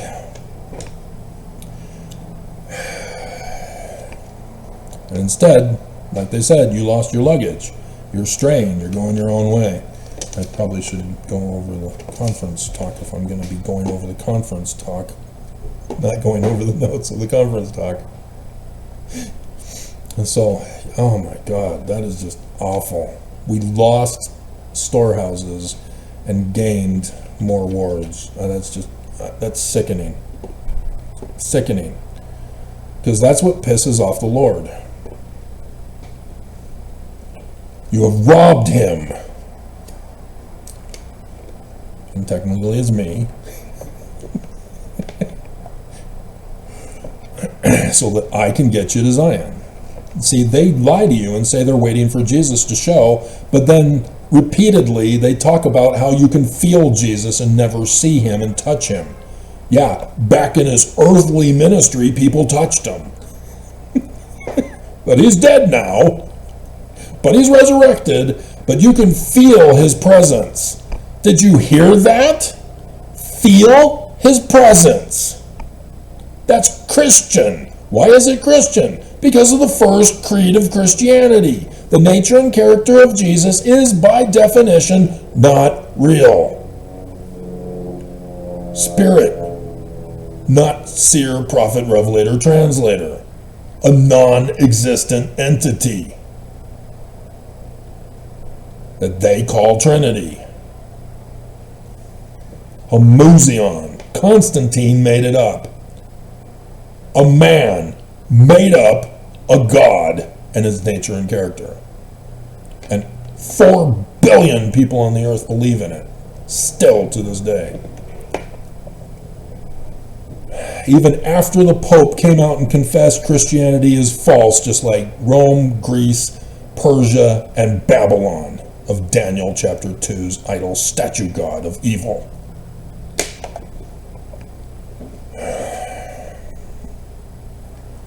This is the great catastrophe We are headed for a mass extermination event once Trump can get things in order.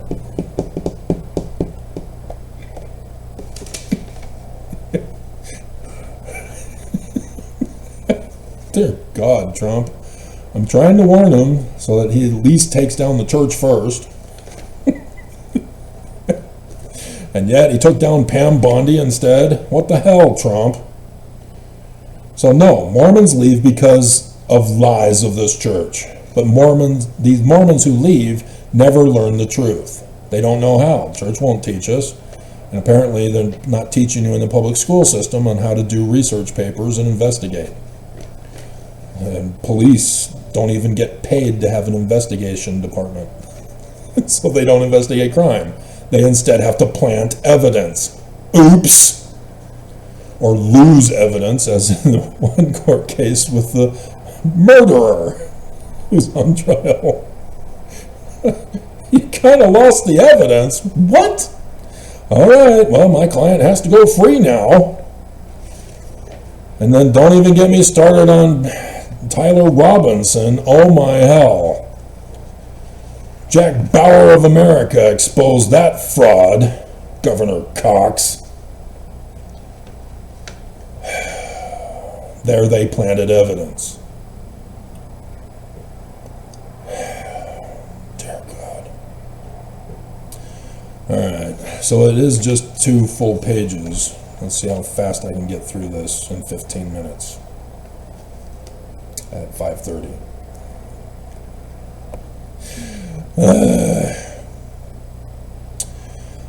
Alright, so the temple is still closed until after the open house next year. So the open house is only going to be for people who are ticket holders to go in a certain day and time, in case you forgot how that works. All year. So it's still going to be closed to the public for a whole year still. And now they're also closing down the conference center. It's closed at the end of March. Closed. So they're only opening it for conferences. And so Mormons can't use Temple Square as a visiting vacation spot to do stuff. And so only the plaza is open to the public. Not the temple and not the conference center anymore. Okay? They are cutting back on the number of people who are able to come. And I think I need to take a bathroom break. We're 2 hours and God. I'll be back. So we'll finish that. So pay attention. We're waiting for Armageddon any day now. The church is trying to keep the masses from Temple Square. Okay? The church is getting busted, crimes galore, and lied to us about the membership. But made it worse because I know about the storehouse. See, that's their evil. Because if it was 17 million or just above it, as he said, it lowers the percentage of how evil they are with 141 storehouses. But oops, we lost storehouses also. 114, oh my hell. And so, yes, they know about the prophecies of Temple Square and the temple getting destroyed. This is what they're trying to protect. Remember the previous session I talked about how they overcompensate and puff up their peacock feathers? In the art of war, this is the weakness of the enemy that you exploit.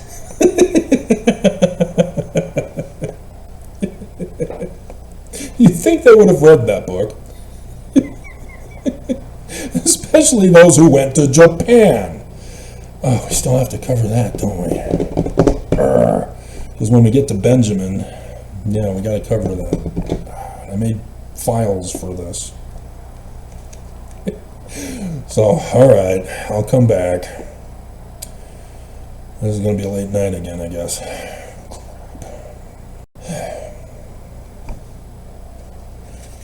Alright. Also, another thing that's keeping people away from downtown. No more Saturday Saturday evening session of conference.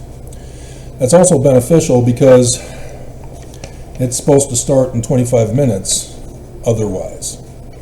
And I'm nowhere near done here, and I'd be having to hope that I finish in 25 minutes so that I can get this up and running again for the next conference and do more notes. So I'm grateful they cut that out, but you got to see it in the bigger picture of what they are up to in their plot. They are plotting Armageddon. They're getting other people to do it for them, and those other people always keep failing. That's why I'm still alive and in this apartment. People failed. They won't do the dirty job themselves. They get other people to do it, and other people fail because they can't tell them all the super sacred secrets because they're low men on the totem pole. You have to get people who can be disassociated from the church so that if they get caught and busted, they don't implicate the church because they didn't know that it was the church that got them to do it. So as much of a distance as they can from a crime for which a person can get busted for, the better. And that's why the whistleblower is so vital in all of this. Because I would never have had the SEC video that I made to make the pretty pictures with, exposing all their financial crimes and operations going on. And so yes, other people have been critical in stepping up against this church, for which I then am able to take that and expose the bigger picture of what's going on. So, Mormons love to judge critics hastily. For example, Jeff. He rushed to a conclusion, and he was wrong. He's a false judge. He made a false accusation of me, and thus revealed his own guilt. It's a tried and true Matthew chapter 7, 3 Nephi 14. It's established as true. An eternal law of true. And yet people still have no clue how it works, even though they're supposed to be implemented in their days, because how else are they going to survive?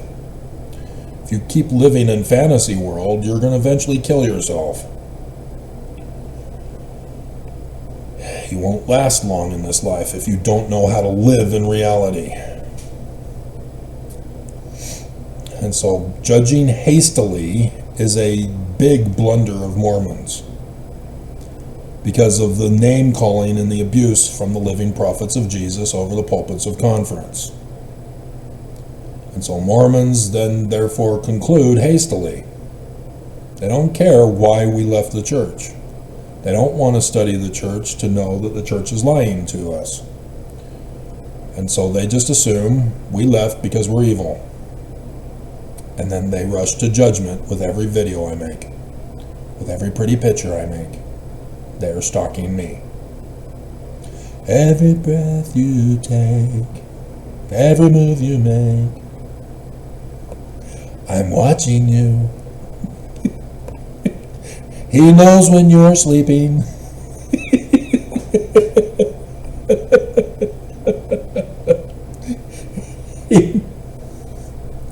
He knows when you're in the shower.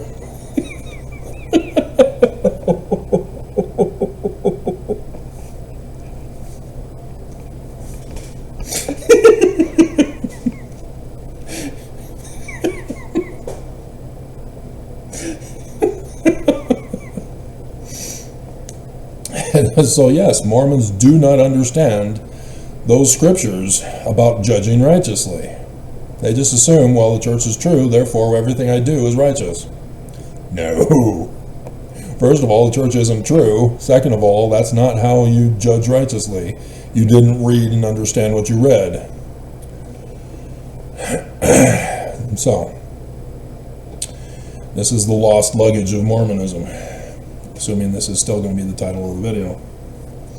Because if I don't title it just right, nobody will care.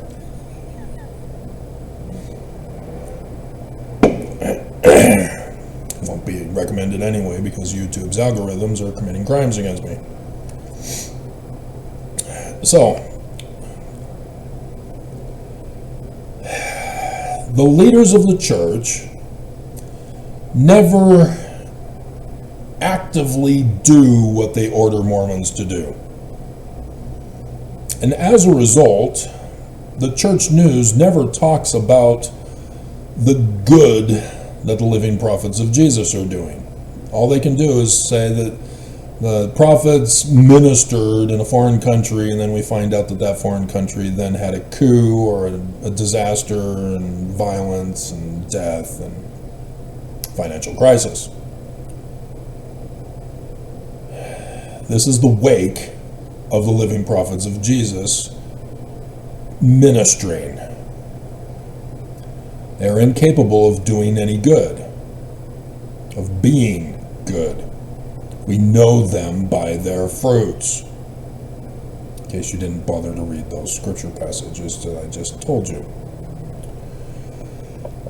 And therefore, as I've repeatedly reported with my church news videos during the week, the church always takes the credit for what they get Mormons to do in bondage.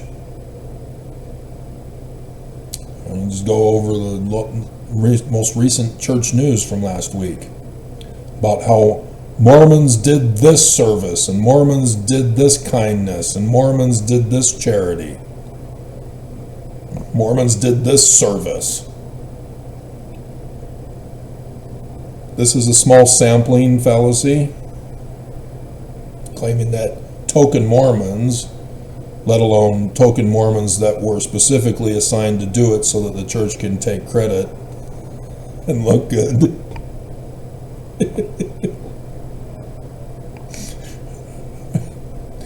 Is a fallacy argument. It's in the scriptures even. You know, not just the one in those two passages about giving good gifts instead would give a bad gift, but also about the corrupt tree can't produce anything good. And so to claim that because Mormons are living the examples that the church refuses to practice themselves is hypocritical. Matthew 23. Just did the video the other day because we're in Christian Passover or Passion Week. Nobody cared.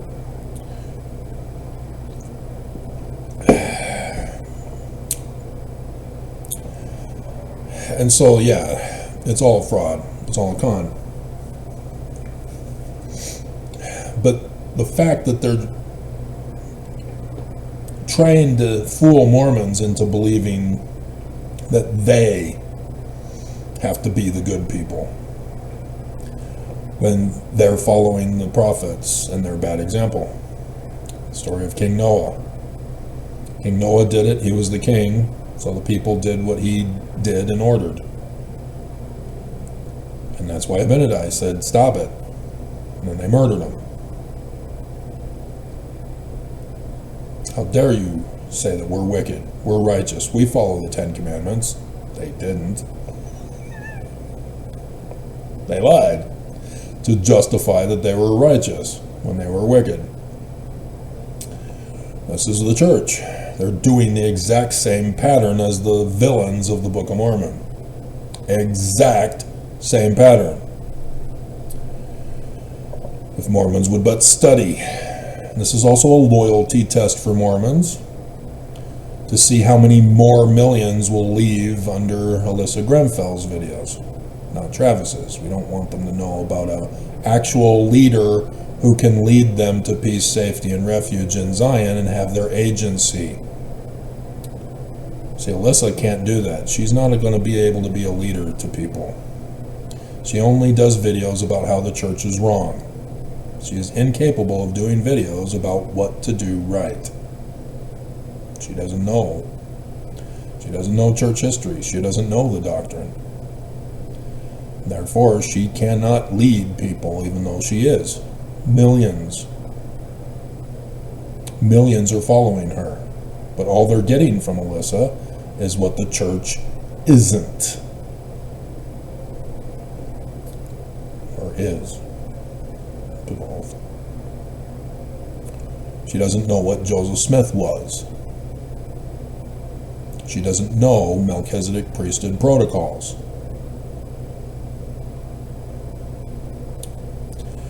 And this is the danger that I am witnessing.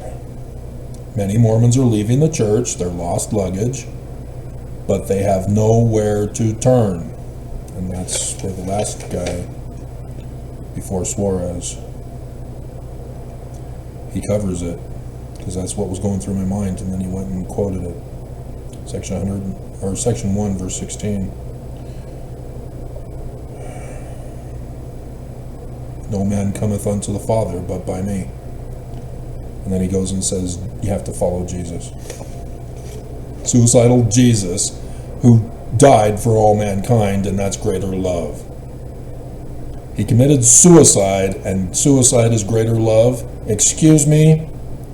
And still, that greater love video, I finally saw it because they showed it in the intermission before the conference. Yeah, it was exactly what I did the picture and the video about.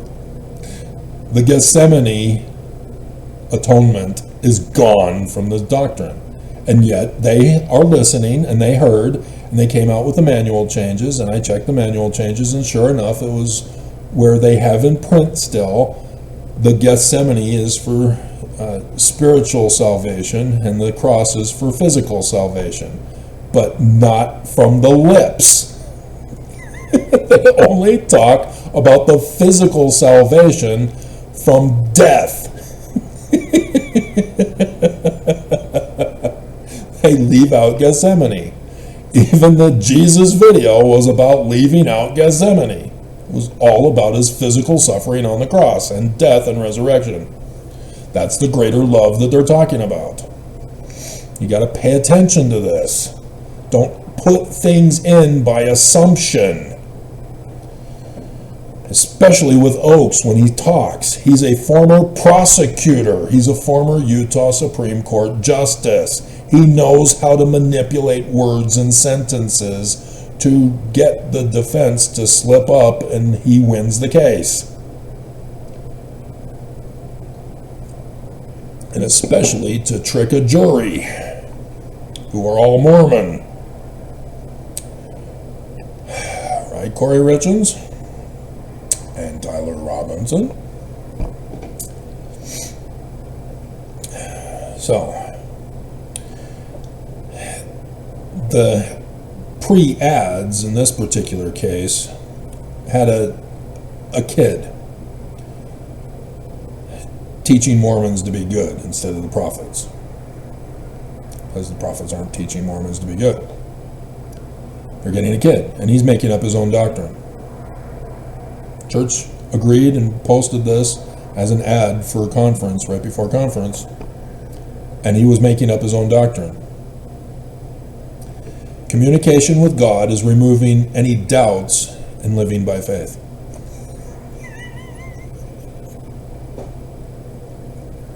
Does Heavenly Father and Jesus not have a body of flesh and bones as tangible as man's, that we can speak to them face to face, as one man speaketh to another, or not?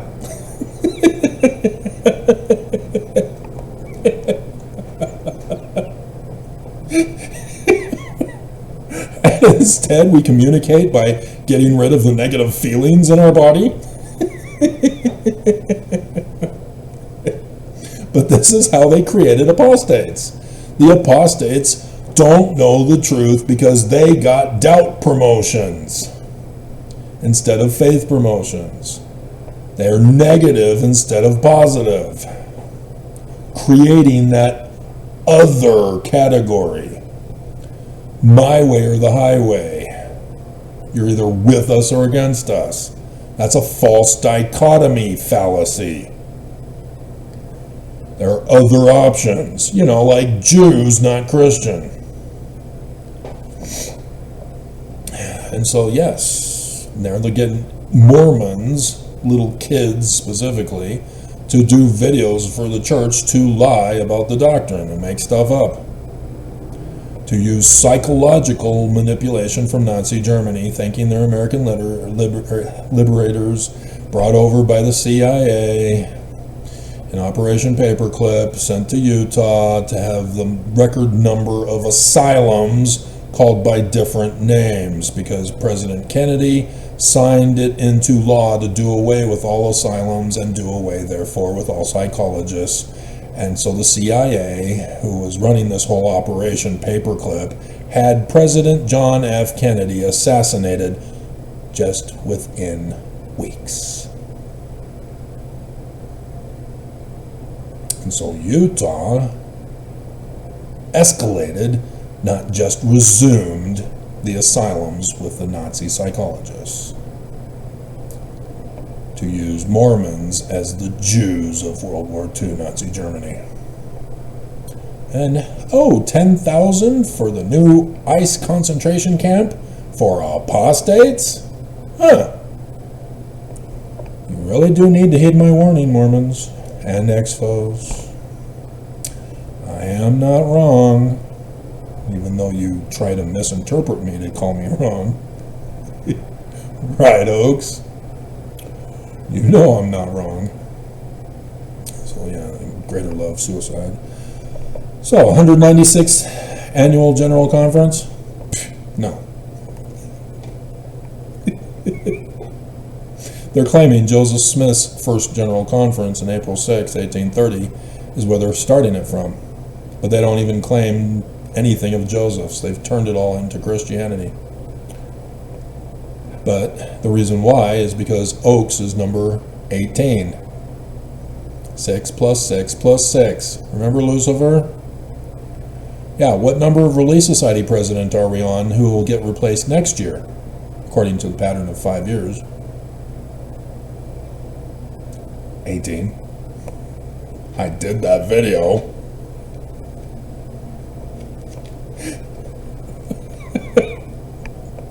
I see the bigger picture. And so, yeah, the BYU choir, those girls were looking very young. Not like a 19-year-old going on 20 because she's back from her mission. I saw a lot of 18-year-olds, if not younger. I don't think many, well, there's some maybe from Utah who can graduate at 12 and go on to BYU. So they have to wait. So in the meantime, they go on to get a PhD in psychology and then decide, oh, okay, well, I've got a PhD from BYU in psychology. I might as well go on my mission now that I'm 18, and then nobody wants to marry me who's returned from their mission. And so now little girls are career women on their missions. Successful, educated career women going on missions and then coming home and apostatizing. I still have yet to find out if that's Alyssa's new name, Esther. Nobody's wanting to talk about it.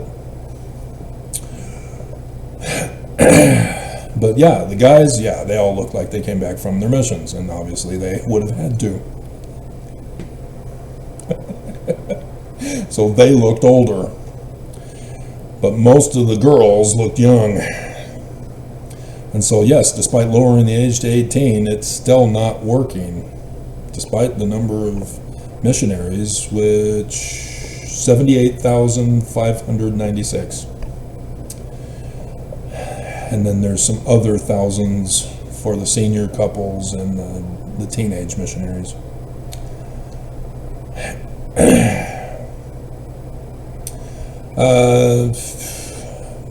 Rasband was conducting, let's see, prayer. It's an opportunity to sustain. What?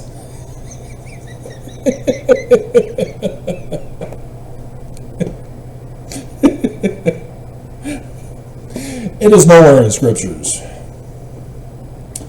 It was finally put in when they put in the official declaration number 1,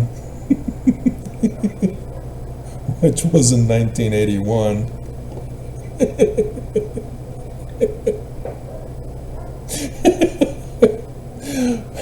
Verse 9. Stay away from verse 11. The curse of Joseph Smith. And so, President Lorenzo Snow offered the following: Salt Lake City, Utah, October 6th, 1890. The vote to sustain the foregoing motion was unanimous. That's it. That's all they got for sustaining vote. There is no scriptural basis for a sustaining vote. It's not in verse 22 of section 107. And yet they still keep pushing sustaining vote, sustaining vote, sustaining vote, sustaining vote. And it's nowhere to be found in scripture. It is not part of Melchizedek priesthood protocol. This church is a fraud. To claim the 196th annual General Conference is a fraud. All you had to do was run the simple test. There are numerous ways, because everything is wrong. Just pick and choose. Millions of us have already had at least one that we chose and found to be wrong, and that was our red line, and we're out. For me, it was finding out that Brigham Young murdered Joseph Smith. That's my red line. I'm out. If you're going to claim him as your founder, why did you murder him? I'm out. You can't be true. Why is that not a red line for everyone else?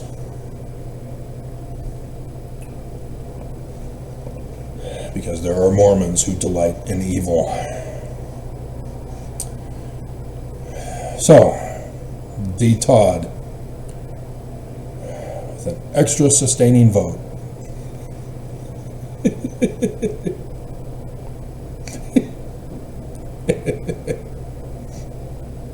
You know, Oakes is the one in charge of this who's giving the orders.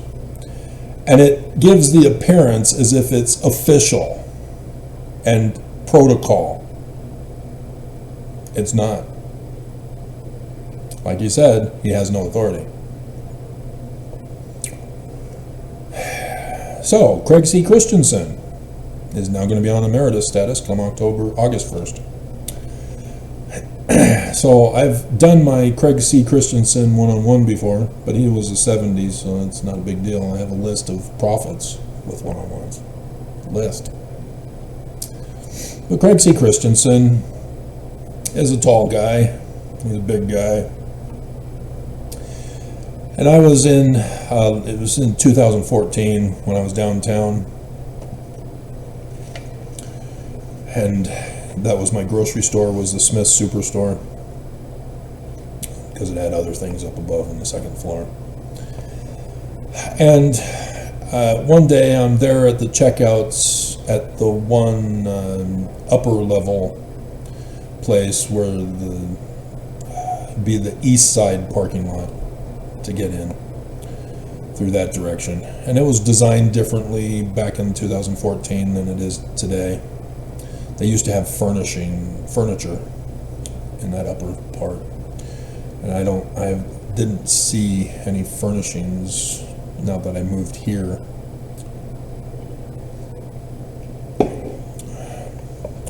I see other accessories for homes, but that area where he came in and stopped at is now aisles for candy.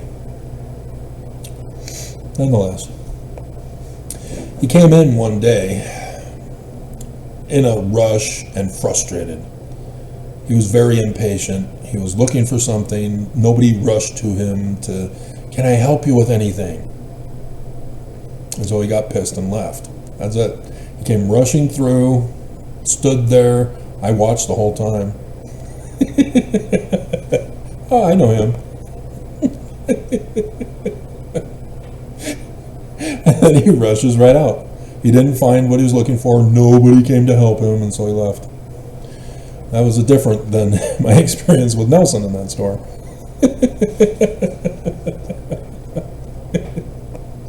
And so now he's going to be emeritus. He had been in the Quorum of the 70 before, the presidency of the 70, and then it got demoted back into the regular General 70.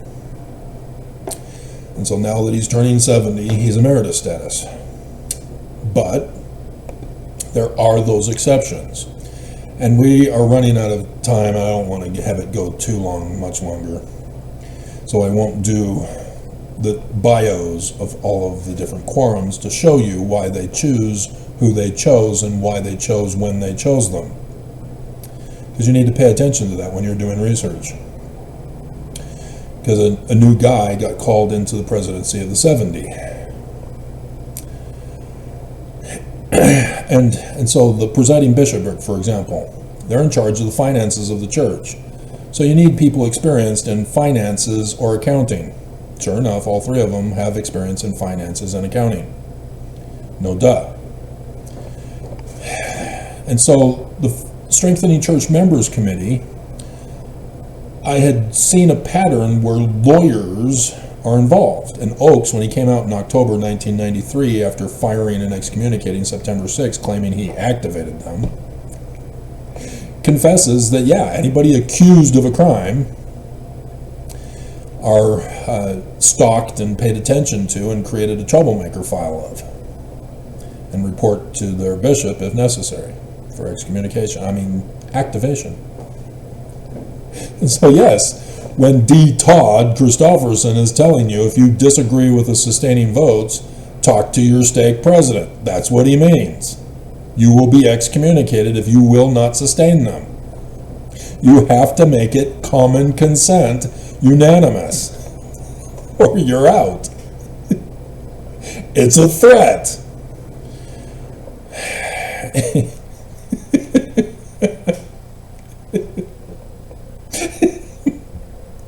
And nobody seems to want to get that.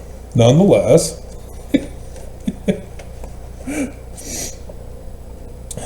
and so when Stevenson is talking about the Strengthening Church Members Committee in his talk, I'm like, what?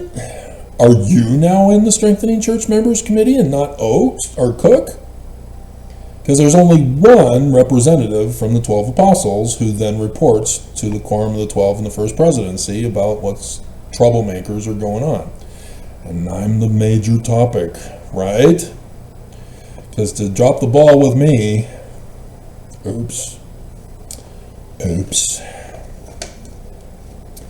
so yes, by talking about me all the time, they drop the ball on Alyssa.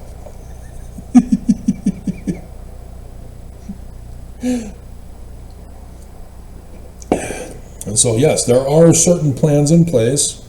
They are purposely not building Zion for the sole purpose of justifying why Jesus isn't here, so that they can blame you for being wicked. Well, that's why you're not building Zion by paying tithing. To blame you when they're the ones who are causing the problem and blaming you for it. Les Miserables syndrome, or utopia principle, from Thomas More. And so Palmer is out of the presidency of the 70 and going on emeritus status. And so they have called a Benjamin M.Z. Ty. And I didn't hear Benjamin at the beginning of the name. I thought I only heard M.Z. Ty because that's what I wrote down. I didn't hear a Benjamin. But checking on him, yeah, it's Benjamin. And so he's now the president of the 70 according to Melchizedek priesthood protocol. As the last one in the quorum of the 70 presidency, he's the presider over the other 6, from section 107, verse 94. That's why I do these videos. There's protocol to be followed. And so this is an example of where the church is following protocol for the presidency of the 70. Whether he's the presider of the 70, that's left to be known. There's been some doubt on that under Nelson. But still, that's the way it's supposed to be. And so they pick and choose which protocols to adhere to, and when it comes to the first presidency in the Quorum of the 12, they do not follow protocol. That is a very serious offense for religion, anyway, for any organization. Not following protocol in the military, for example. Oh, Hegseth is going to be all over you, buddy. Yeah, there's protocols. People have to follow them. And so just like our religion, there are protocols, and the church isn't following them. And Mormons are not getting it. The priesthood is not getting it. There's protocols. And we, as priesthood holders, should have been calling them out on this. And nobody is doing it. And the reason why Mormons don't have a vote, and it's a sustaining vote, is because Heber C. Kimball or Heber J. Grant took it away in his Articles of Incorporation in 1923. Mormons no longer have a say in the church, a vote. It's gone. Mormons are only to pay the church money through tithing, the extortion racket. The cut for the boss, the $2.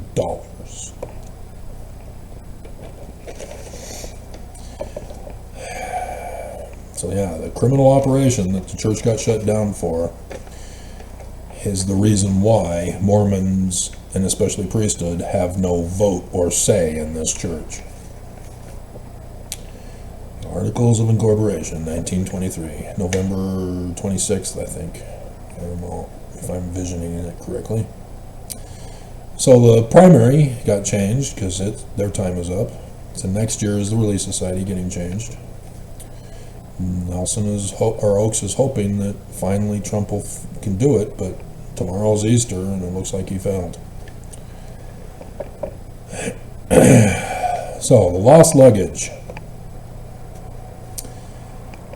Obviously, he's not talking about luggage. He's talking about Mormons who get lost. He said that Jesus has not forgotten us because he'll have us murdered and bring us home.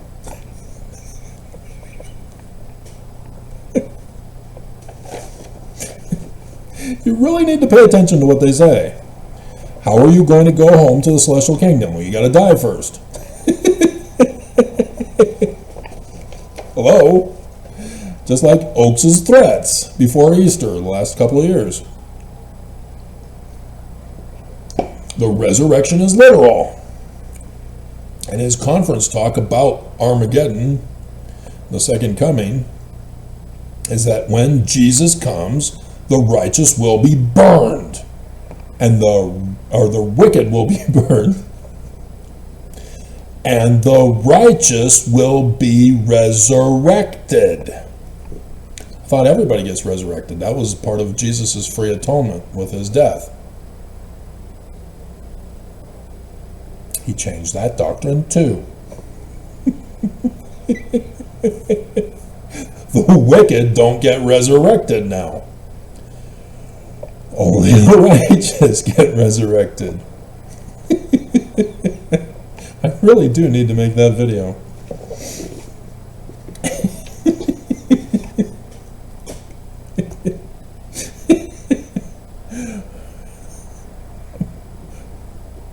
wicked not resurrected.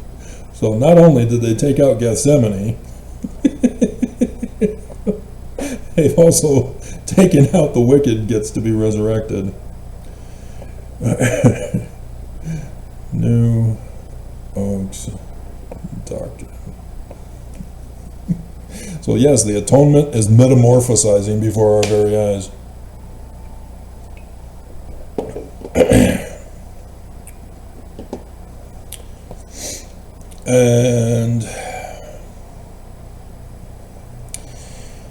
And so yes, what Stevenson was telling us by saying, you know, we go through life and then Jesus is trying to bring us home.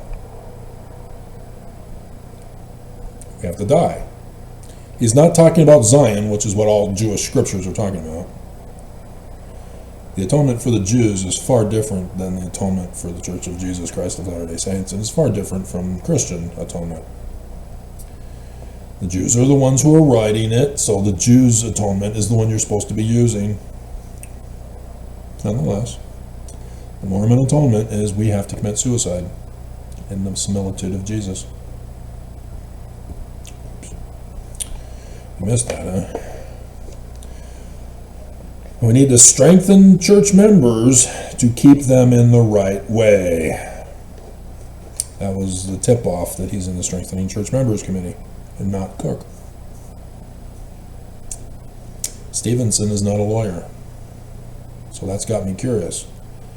And that's why I was going to go over the bios to show you which president of the church who put in which apostle and which member of the 70 presidency for which reason.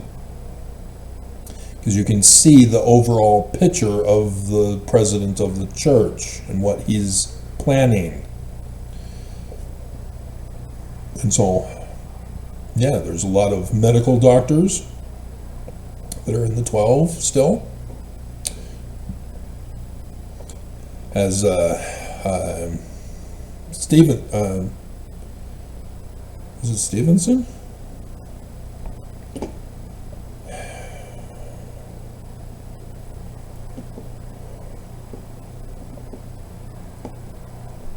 Because he was brought in 2015 after Perry Pecker Scott bit the big one. Came in with Razban and Gong, was it?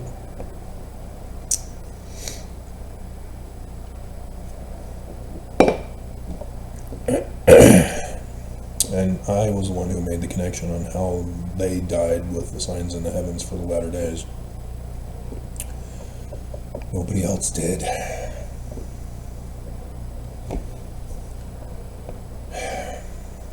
Okay, Cache Valley, Japan, Fukuoka, Oka Mission, Huntsman School. Yeah. He and one other person, Huntsman. I think it's actually the new guy, Benjamin. John Huntsman School of Business. So yeah, there's a Huntsman connection with two of them. I think it's the Benjamin guy. Where are you?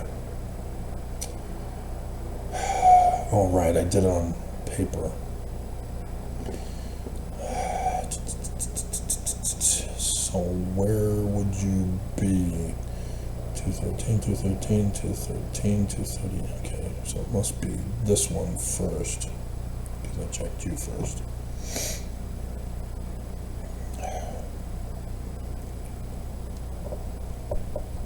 Trying to cut it down. It's just not going to work. Dear God. What a nightmare. Going to be up late again. You know, I've thought about it, wondering that if and when Zion ever happens, that my sleep schedule will be dependent on when people arrive. And so overnighters might be required as a result, but nonetheless. All right, so professional life. No, it was another person then. Elder Ty received a Bachelor of Science degree from Brigham Young University and a Master's of Business Administration degree from the University of California at Los Angeles, where the coach wanted me to play basketball. Idaho? Do they even have a basketball team up there? His professional career was investment banking and real estate development. So pay attention to that. He's a career person in investment banking.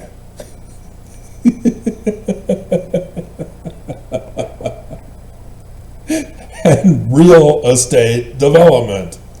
How does this apply to the church? I don't know. I don't know if we should speculate. See what Oakes is thinking here? Oakes chose him. So pay attention to that. This is the mind of Oakes right now. Despite him being near death. And Irene taking over, but he's near death. So Uchtdorf, oops, he's German. He's near death. So Bednar, pay attention. So Bednar is expected to be a next president in the coming days.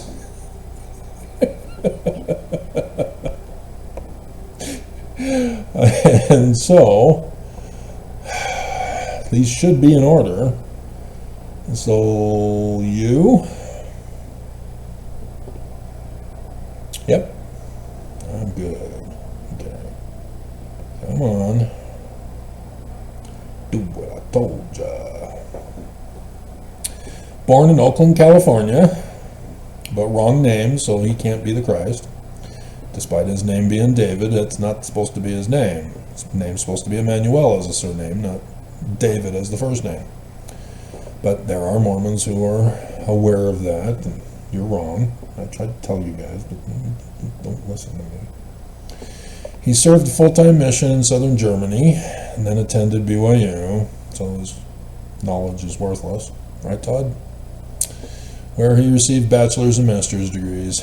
He also received a doctorate degree in organizational behavior. Right, psychology. Well, this is why the push in psychology. Oakes is on psychotropic drugs from a psychiatrist prescribing it, and here he is in organizational behavior, even though it's from Purdue and not BYU. But he attended BYU to get a bachelor's and master's, and they don't tell you what it was in. And then he goes on to get a doctorate at Purdue. So my brother did the similar type of thing in sociology, getting his bachelor's and master's in sociology, and then going to the University of Michigan for his doctorate. University of Michigan put him in his place and said, oh hell no, this isn't sociology, this is crap. Because at BYU using psychology and sociology. And here he is going directly into organizational behavior of psychology from Purdue, and managed to get a doctorate there. So he is at least smarter than my brother in the sense of learning the principles when he's out among the world and not among his fellow church members, lying to them, using the psychological manipulation tactics. And so then he went into, well, he could only teach. His education was worthless. And so yes, he went right in to be a professor of business management at Texas Tech University and the University of Arkansas. At least not as bad as my brother, who could only get a job working for the church.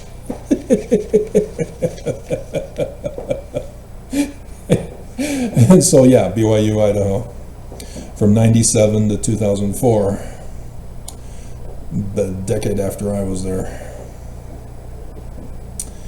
And married Susan K. Robinson, Salt Lake Temple, 20th of March, 1975, parents of 3 sons.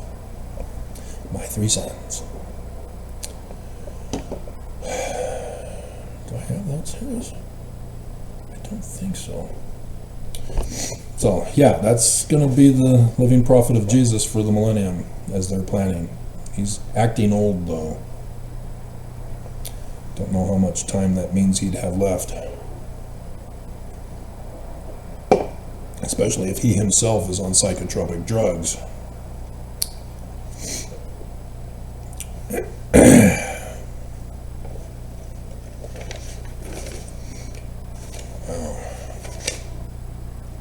So yeah, there's no Jesus, no Zion, no help for Mormons, priestcraft, funding of terrorism for Armageddon, funding of criminal activities against critics. That's the lost luggage of not paying tithing as an apostate. Just so that you know my notes. It's that time of the day, and the sun is shining through the cracks of my window. So yes, I need those two pictures. This is something that I normally wouldn't do a long video of, because these guys are all lesser things, but there's some important stuff from this that I caught and that I'm trying to warn you about. So pay attention at your own peril, or not pay attention at your own peril. So Wang Lu talked about his childhood with the stereotypical idol worshipping practice of Japan.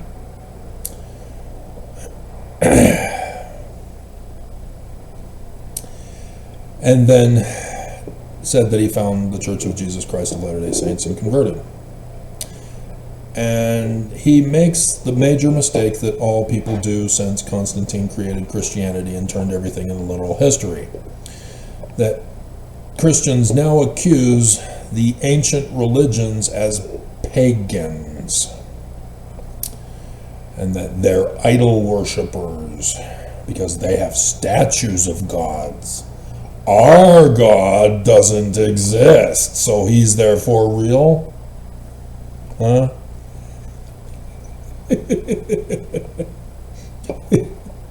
Yeah, Christianity is also idol worship. It's just practiced in a different form, but the patterns of idolatry beliefs and the superstitious practices behind those idolatrous beliefs are an exact same pattern match. And so he has been deceived by the church because he doesn't see Jesus. He saw the idol gods of his religion in Japan and was rewarded with sweets or whatever food that he was talking about. But he has no clue that Jesus, as a Mormon, even though we call him a body of flesh and bones as tangible as man's, that one man can see him as another face to face, and yet we don't see Jesus. We are told that Jesus appeared to other people, but not to us. Even Oakes comes out and says, no, we don't see Jesus. We experience Jesus in the same way you do, the Holy Ghost. Nobody sees Jesus. Duh. Well, wait a minute. What do you mean, duh? Does he have a body of flesh and bones or not? And these are the contradictions that Mormons leave the church over. And the church will not take questions anymore. Everything gets diverted to your stake president for punishment, for activation. That's what D. Todd Christofferson was talking about. If you disagree with the sustaining vote, go to your stake president, and he will make it right physically to activate you. We all know it was a threat. And so what Christians did was pull an anachronism with their false accusation that the ancient religions are all pagan and therefore false. Because Jesus rides a white horse in Revelation chapter 19. Well, so did Perseus and Hercules. But those are not in the Bible. Only Jesus is in the Bible with a flying white horse from outer space. The flying white horse from outer space, Pegasus, is in the Greek scriptures and the Roman scriptures. So why weren't those put in the Bible? Because it wasn't named Jesus. Perseus and Hercules for the Rome and Hercule for the Greeks. Yeah, they're not named Jesus. That's why they were rejected and Jesus was accepted. Almost didn't get accepted because of how far out it is as literal history.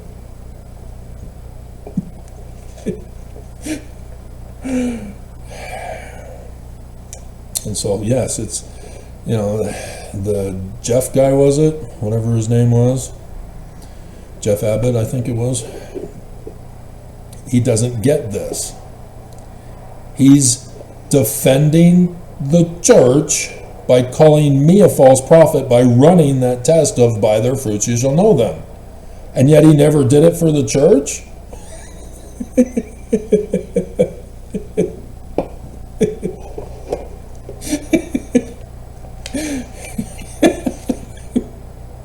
What the hell? And so, yes, gathering LDS where they are scattered.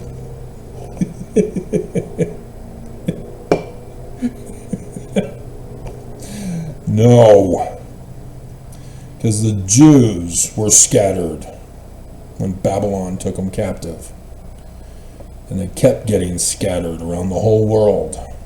The Jews know damn well their own scriptures talk about an actual literal gathering of everybody from around the world back restored in their homeland. And yet this church lies to keep you scattered, to stay in the war zone because it's safer.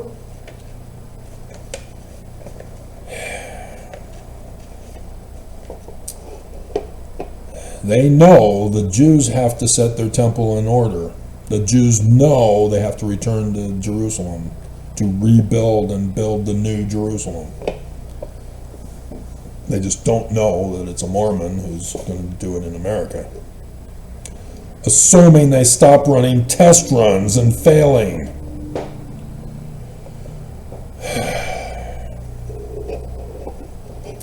And so, yes, the comment of things and actions separate us from Jesus. That's idolatry 101.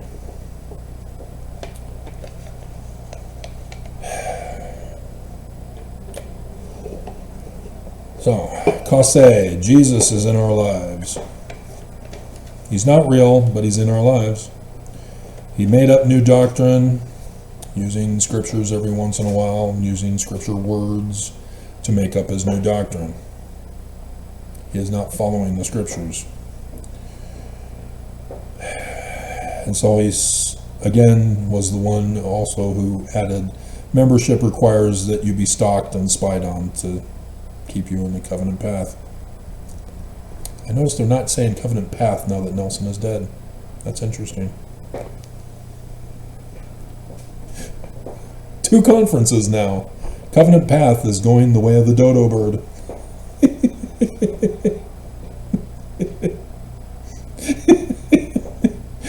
And so, Kase brought out my tied for favorite Disney cartoon, Lion King and Beauty and the Beast. Beauty and the Beast is about how an educated career woman is kidnapped, held hostage, and tortured and sexually abused. And then gets Stockholm Syndrome. That's not why it's my favorite. The Lion King is the other one. And it's not because of Scar's Be Prepared song.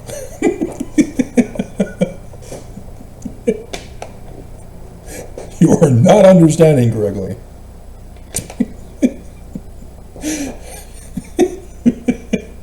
And so yes, oh ha ha, the French Lumiere with a cool accent. Yeah, I got that, ha ha.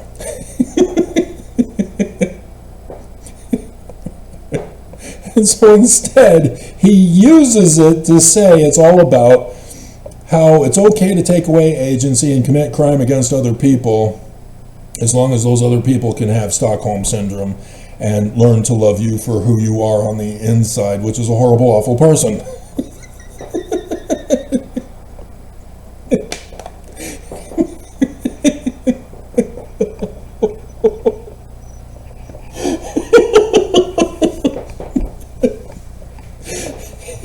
He's not a victim on the inside. Don't give me that crap.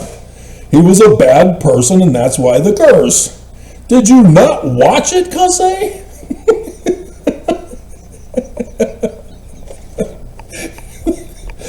The old witch was testing him to see if he had a good heart, and he didn't.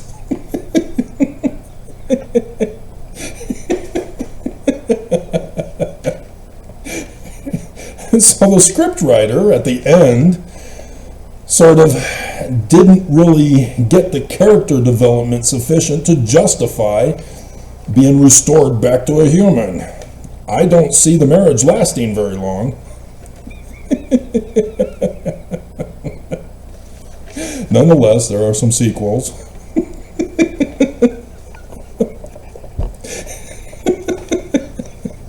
Bell's Christmas and other stuff, but dear God, I don't think he's in him. I guess he's away at work or something. It's been a while since I've seen him.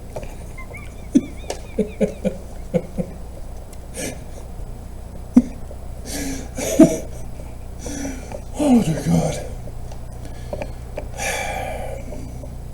You really should watch a movie before you use it at the pulpit of conference.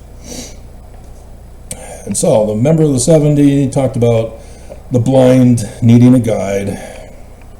So yeah, that same thing. Mormons are lost baggage, and there are millions who are gone now, and none of them have a guide. He tries to claim Jesus is our guide, but where's Jesus exactly? Mormons end up having to create their own feelings to claim it's Jesus guiding them in life. Mormons are still doing their own thing, which is the last thing down here at the bottom before Suarez. And it could be the same guy.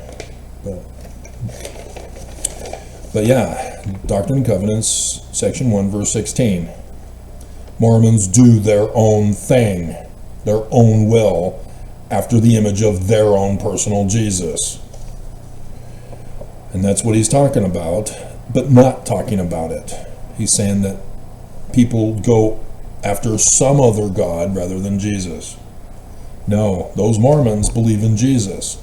They are making their own Jesus in their own image. That's what Joseph Smith is telling Mormons. He misunderstood the context of that passage. And this is what I see being done by Alyssa. She's getting Mormons out of the church. But those Mormons have no clue what the truth is. They just know that this church is corrupt, and they blame Joseph Smith as being a part of this church, and it's not. Nonetheless, they don't have anybody guiding them. There is no leadership. See, when people followed Denver Snuffer's documents, Denver Snuffer had no intention of ever being a leader. And people, Mormons, as a result, had to create their own cult group to follow him and his doctrines. So yes, you can get his stuff online, but he has no interest in being the leader of a church of Denver Snuffer. And so the other members are creating a gathering for his doctrinal views, and it's all crap. I don't know why Mormons would pursue that, and not an actual man with the keys of Moses and the gifts and powers of seer, prophet, revelator, and translator. This is the damage the church has caused, that they are so blinded that they have no clue that their Christ is here, because they're looking for Jesus, or their own personal Jesus that they created, if they're an expo. That's why it's a death cult. And so when he goes over social media, tells us what's wrong, but he doesn't tell you what's right. He just says it's Jesus, and therefore Jesus is whatever the living prophets of Jesus tell you Jesus says, and then you end up committing crimes and sins and justifying it as your own personal Jesus from your own personal interpretation of Jesus.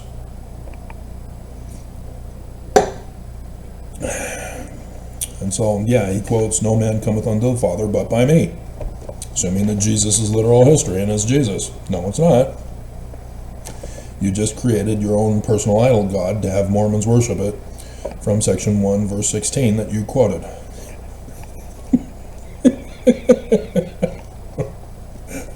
I'm him. Joseph Smith warns you to listen to me, or precisely as it stands in our New Testament. It's utter destruction in the New Testament, even though he says cut off from the Book of Mormon, both of them. 1 Nephi chapter 22 and 3 Nephi 20:23. Cut off. That is the only place where cut off is for the coming Messiah ben David, the man like Moses, Emmanuel, me. You are not listening to me, and that's what the prophets want. That's why they're silencing me. They want you dead. They don't want you to be saved. This is why they lied to you. This is why they want to destroy you, to lead you astray down to death, so that I don't save anybody. And that therefore my whole mission that they didn't even believe I would show. And here I am, and they're purposely doing everything to make sure I don't get you to Zion. And they're winning. You're letting them win. And we're done, right?